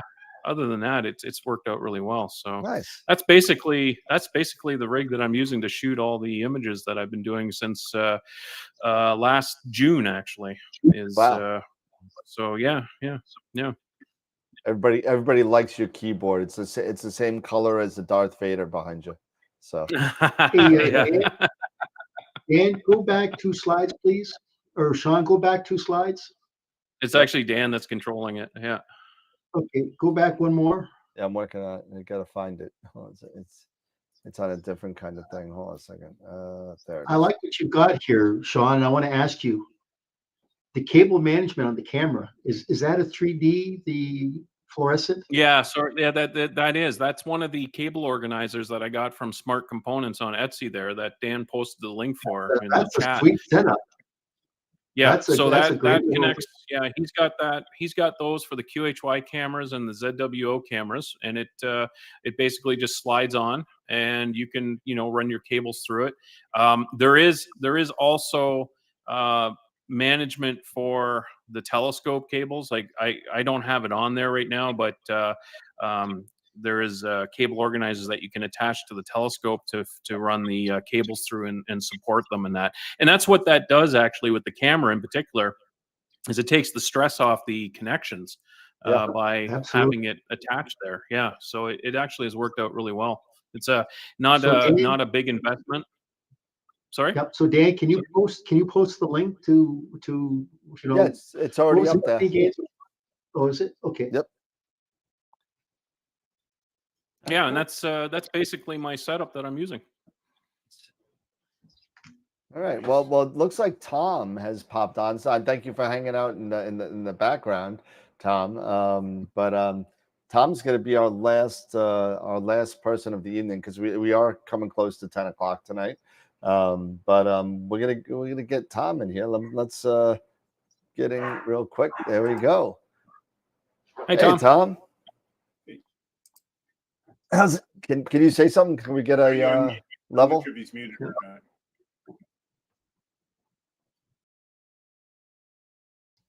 Nope, not yet.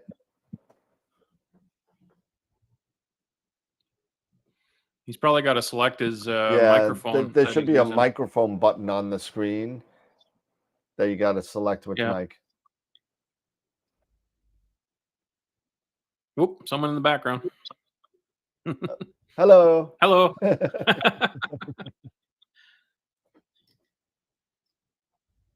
Nope. I like what she's got on. Whiskey. I know. I saw the shirt. It says whiskey.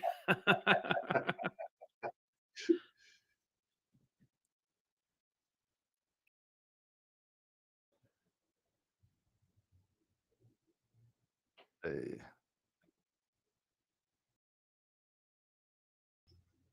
Are you on an iPad or, I saw you playing with the pen. That's why I was asking.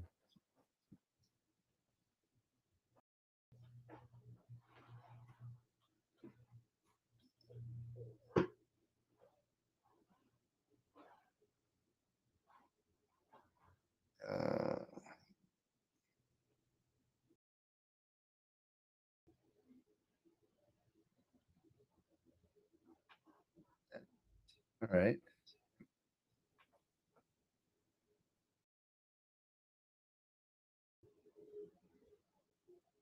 Eric, are you on mute too, or is everybody out?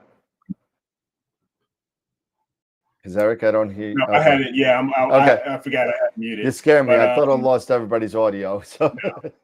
I was just wondering if you click the gear button, the gear icon, and then it has the microphone drop down menu, and just make sure you have your microphone selected with that little gear. Just make sure that's set correctly. And then sometimes if you click the reconnect, it'll bounce you out and then bounce you back in.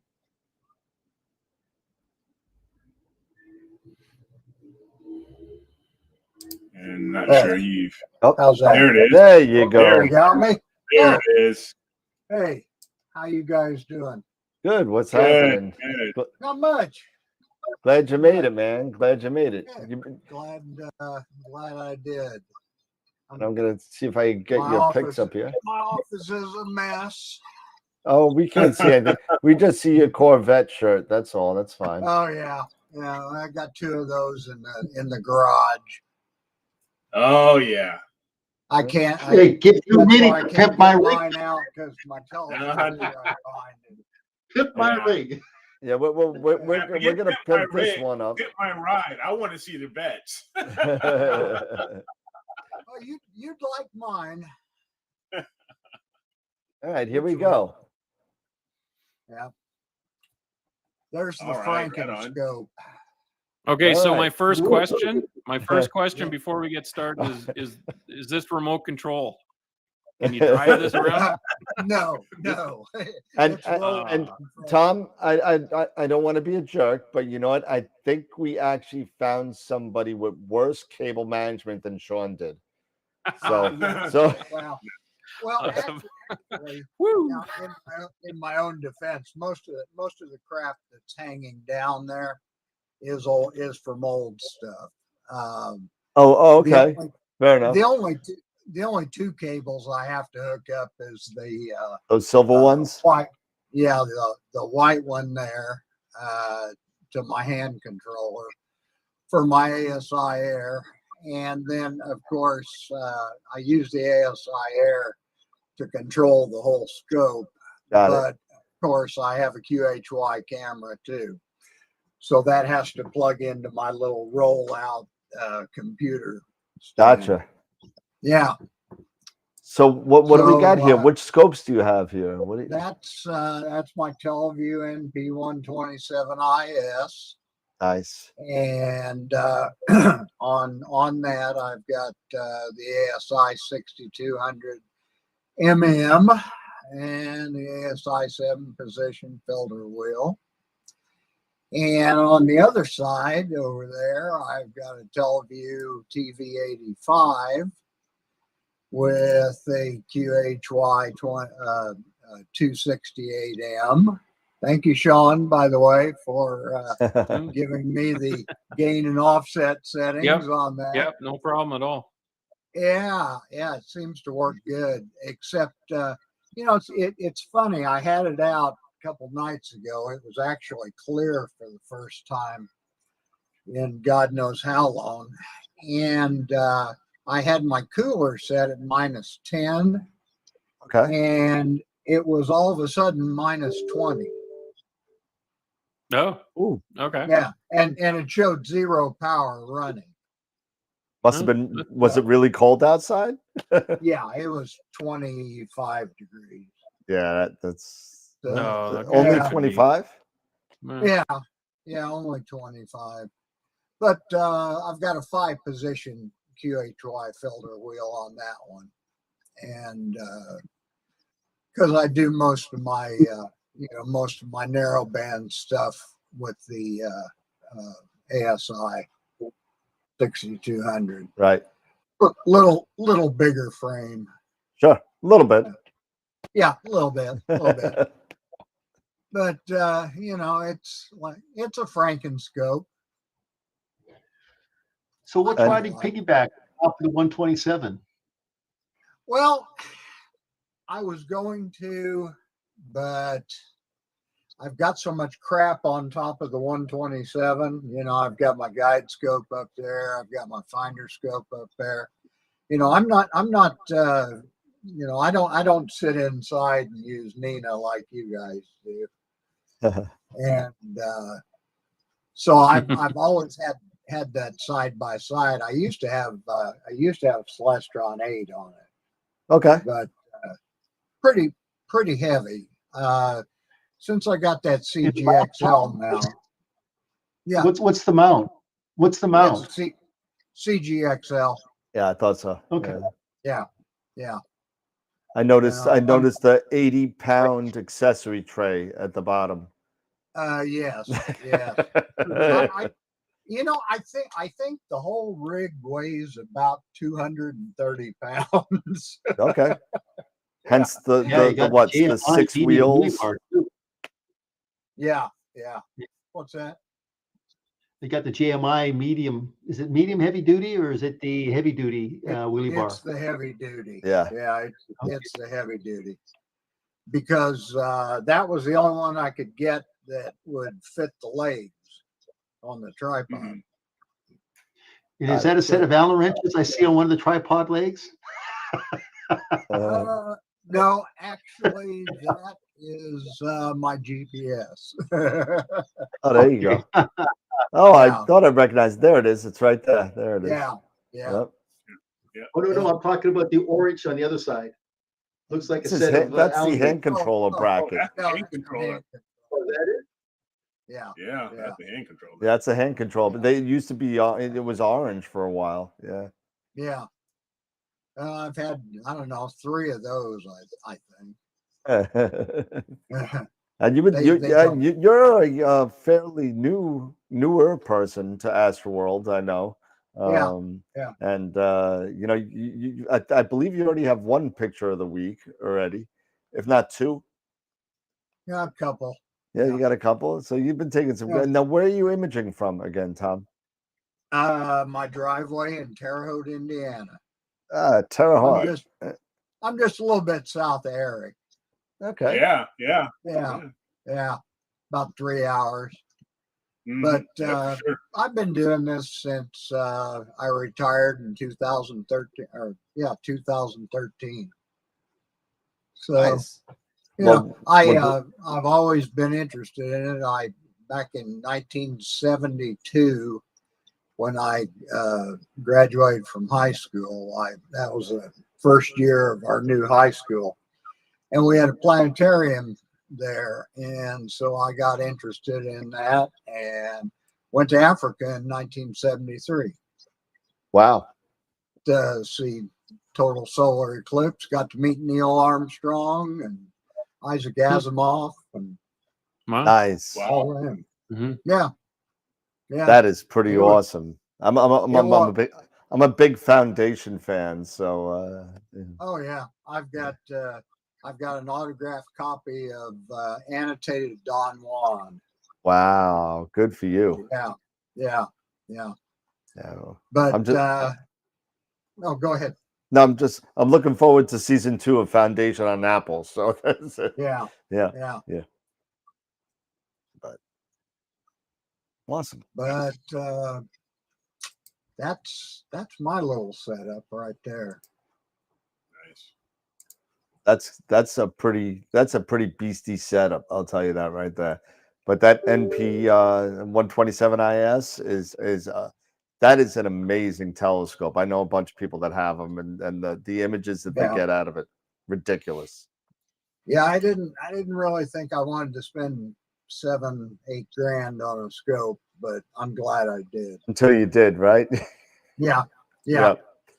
I mean, it's very much worth it. I mean, the first one I had was the 85, and really liked it. And then it just happened. Yeah, it's cool. The aperture fever kicked in, and Yeah.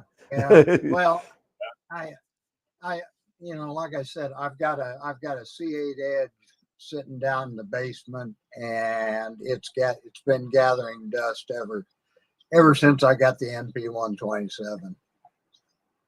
So if you need one, Dan. Oh, you know what? If you caught me about 8 months ago, I might have thought about it. I really stepped into a really good deal for an Astrophysics 130 GT, and so you know, that is going to probably be my best refractor forever, and then we'll maybe in 10 years I'll buy something else, but we'll see. Yeah. But that's a great But, scope, and you've been taking some great picks. So definitely keep on trucking, man. We're glad that you found us. I'm glad I found you too. You know, it's a lot of fun doing this. You know, we've all been doing this for a while, made a lot of good friendships, and now we just have one more. So thank you for hanging out with us again for the first. It looks like the first of many. I guess Pimp My Ride episodes. So Yeah. But Well, go ahead. That ride needs a lot more pimping. You know what? I know exactly what I'm going to get you. So you got the locks for the wheels on the corner. You know the step down locks, right? Mm-hmm. I'm going to get you curb feelers for the side Oh locks, yes. and we'll put that out. with the I need hydraulic jack on the back. Yeah. You know. Well, I was thinking about chroming everything like I did my bed. There you go. I think it that needs gets disc expensive. brakes, to be honest with you. There you Those go. rotary What's brakes. that? Six it wheel needs disc brakes. There you go. Yeah. You know what? Here, I've got this. I've got the solution Uh-oh. for you. I'm this. scared. You're scaring me, Eric. You're scaring me. No, yeah, I got. Hey, I know it's okay, but I got the solution. Johnny 5 is alive. There you go. Need more input. You just give Johnny the telescopes. He'll polar align them. He'll get everything set up. He will set that thing up for you way better than that wheelie bar can. I like the idea of that, Eric. I'm telling you. And That Pete, is- I am going to call you about the autofocus and everything too. Sure. That We'll is some definitely talk funny about stuff. that when you're ready. That's great. Yeah. Let's see. Oh, that's funny, Eric. Well, feel Great free show, to stick man. around, Tom, because we got two things to get to before we get out of here. We got the picture of the week, and we got the spin-off for the Masters of Pix Insight class. So we got a couple of things that we got to You do. don't want to see my ugly face on this now. How do I get out of here? It's totally up to you. You can more than hang out with us. It's fine. If you Okay. want, we have a spot for you. We have an extra box. If you want, we got more boxes. So let's take a look and see, because I want to see if we got any more votes tonight. Oh my God, we got 19. No, sorry, that's a lie. It's good. I hate this thing. It goes back to dates. We got. Let's see, ends. No, we did. We got 19 more votes from the show tonight. Okay. So we were at 50 when the show started. We got 19 more votes tonight. We got 69 votes for the image of the week. So let's take a look and see and recap what the images of the week were. And here we go. Sometimes we got a lot of pictures, so sometimes it takes a little while to load. So let's see. Come on, you can do it. Let's reload. There we go. All right. So we got Dave Schaefer's NGC 7822. We got Horsehead Nebula by James Brink. We got M42 by Mikey. We got Tim Conley's NGC 4535. Thank you, Tim, for coming in. We got the Solar Spider by Kevin Rasso. I like that. That's pretty cool. Yeah, that's very cool. Yeah. And Dolphin Head. It looks like some of my Google Drive got promoted into. So this is for the Dolphin Head by George Albrecht. We got 69 people that voted. So thank you for everybody who voted. So That dolphin head image is really well done. I actually voted for that. That's the one I voted Yeah. for. Yeah, that's a really well done image. Yeah. Let's see. So 69 votes. I know who was winning at the beginning of the show, but I don't know who won now. So let's see. It was a squeaker, and the winner is the Horsehead Nebula by James Brink with 30 of the 69 votes. So congratulations to Jim. Yep. Congratulations. Excellent. All right, nice job. Followed by the Solar Spider by Kevin, which looks like a tie, 11-11. By the Dolphin Head and the Solar Spider. So nice job to everybody. All right. That being said, we got the wheel to go. So again, this is going to be for a free Masters of Pix Insight workshop. The next one is this Tuesday. So here we go. Rock and roll. 151 people on this wheel now. There we go.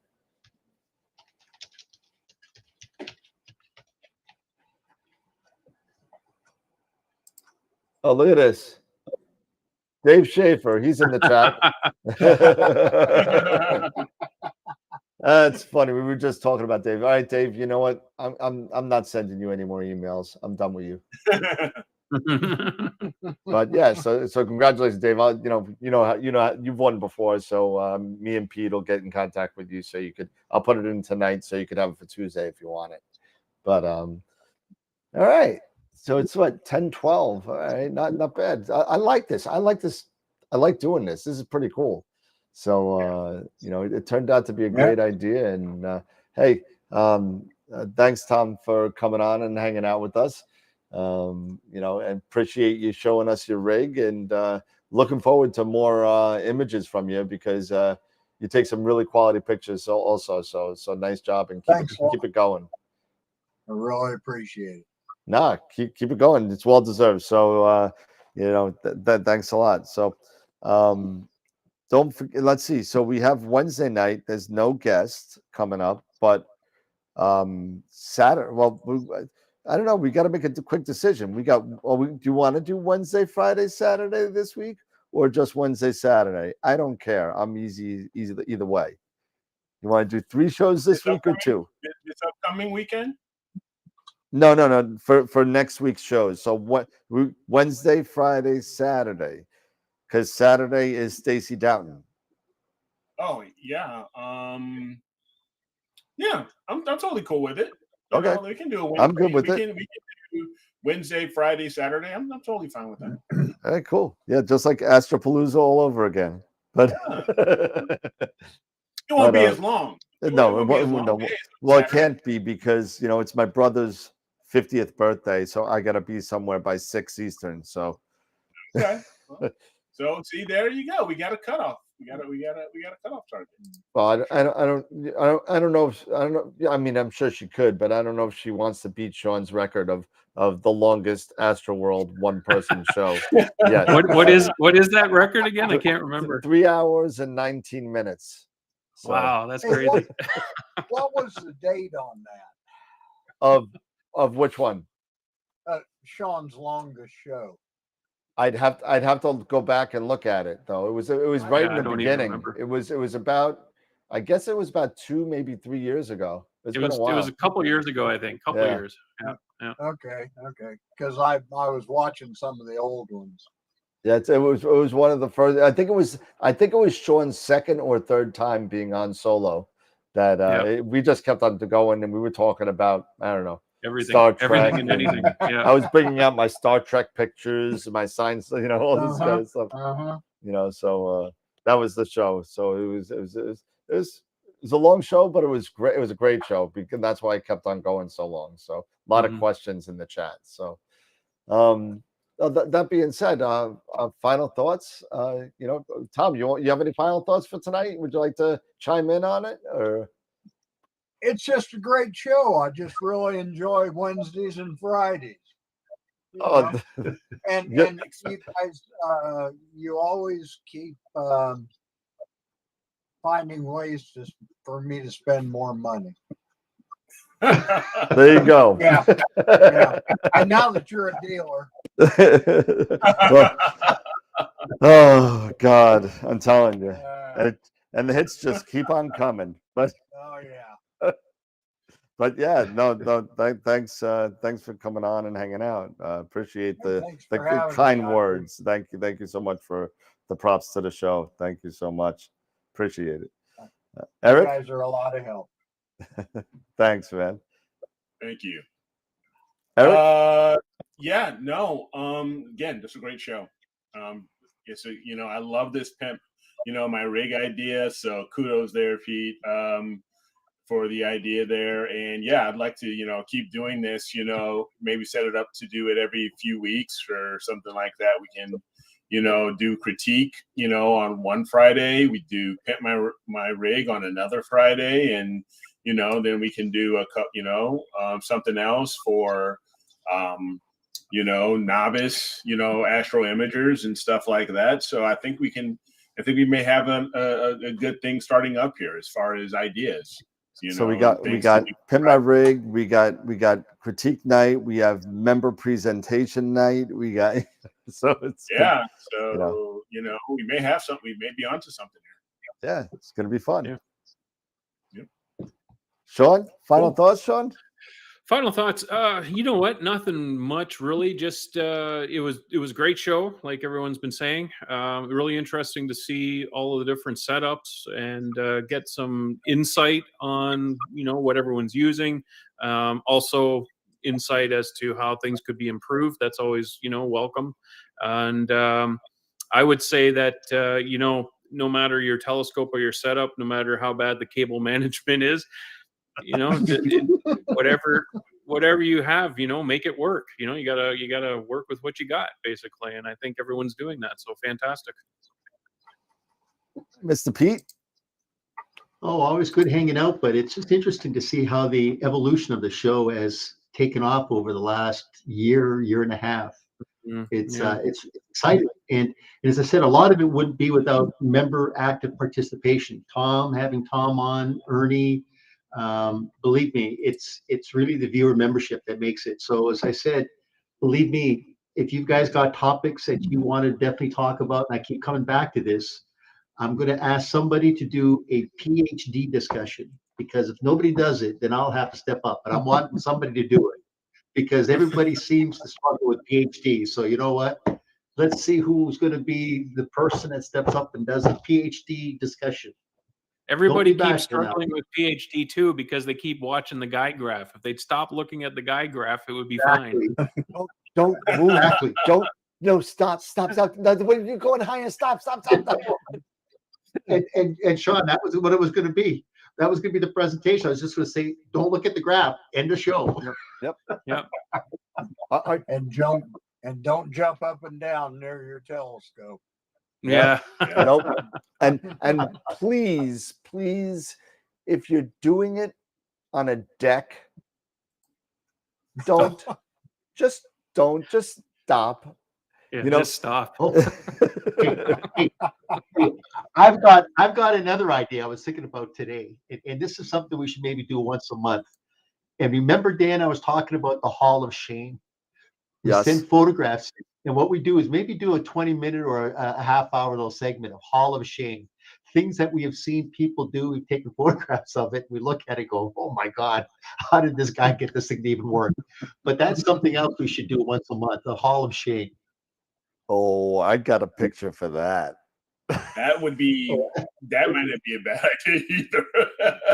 I got it. I don't think anybody could beat the picture that I have.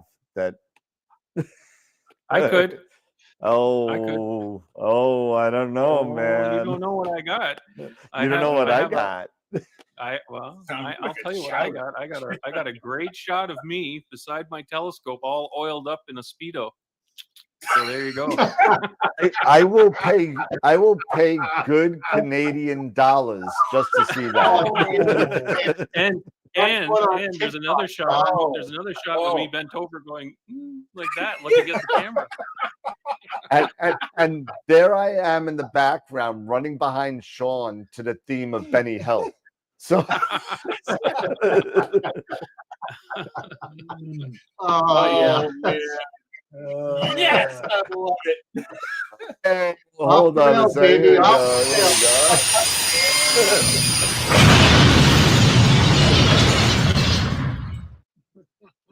For real. Yes. Oh man, that was scary. I now have that image burned in my eyes, and I'll never unsee that. So burned in. Oh man, awesome. That's good. But if I thought I'd done some crazy things in 69 years. I'm sure. I'll do like someone said in the chat, to make a poster. You can have it at NEAF. You can have a fundraiser for Astro. No, you know what you do? You send me the digital copy, and I'll put it up on the TV I'm going to have on the stand. Oh yeah, there you go. I have a 43-inch TV on. Actually, that's why I bought the Melee. I didn't buy the Melee for astrophotography. I bought it for NEAF so I could play some stuff on the TV. But now it's going to do double duty, because NEAF is NEAF is only once a year, so may as well use it for something else. Sean's going to start something, because Sean, about 6-7 years ago at NEAF, it used to be a couple of guys would come in. There used to be the original. I come know in where as you're going. Superman. And then Vic Maris would come in and he'd run down the aisle. So now we're going to have Sean come down in his Speedo running through the middle of the Well, yeah, all you need is Craig and Vic running around like maniacs, right? Yeah, that's it, man. Craig remember Craig Weatherwax would get dressed up like Superman. And Yep. just when the doors would open up, he'd go railing down there, man, just in his Superman outfit. He'd be in Superman and the flip-flops. It was great. The sandals, not the flip-flops, the sandals. Yeah, the sandals. Oh man. Oh man. Anyway, hey, listen, it's been a great time. I mean, I love doing this. Yep. This is definitely going to be Great show. another add-on show for Friday nights, and it's gonna be, if we do it every 6 to 8 weeks, because that'd be great. Yeah.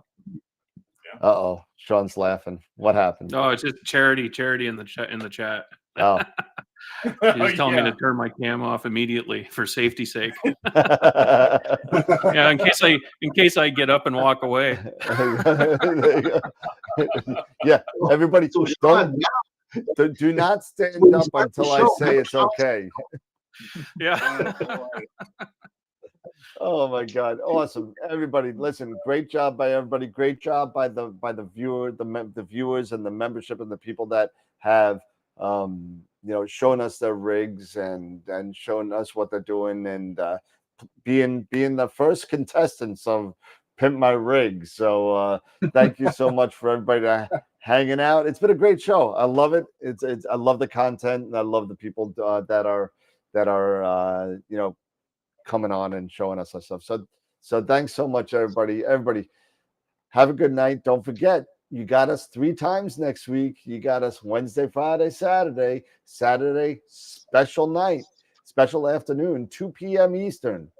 2 p.m. Eastern with Astro Stays. And then Wednesday and Friday will be our regular shows on a regular time. So, Tom, thanks for coming on and hanging out with us. Sean, you as well. Pleasure. Yep, Yeah, Sean. absolutely.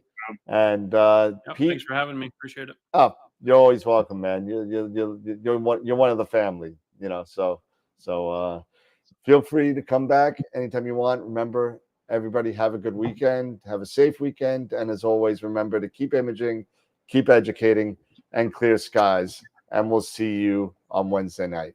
Have a good night, everybody.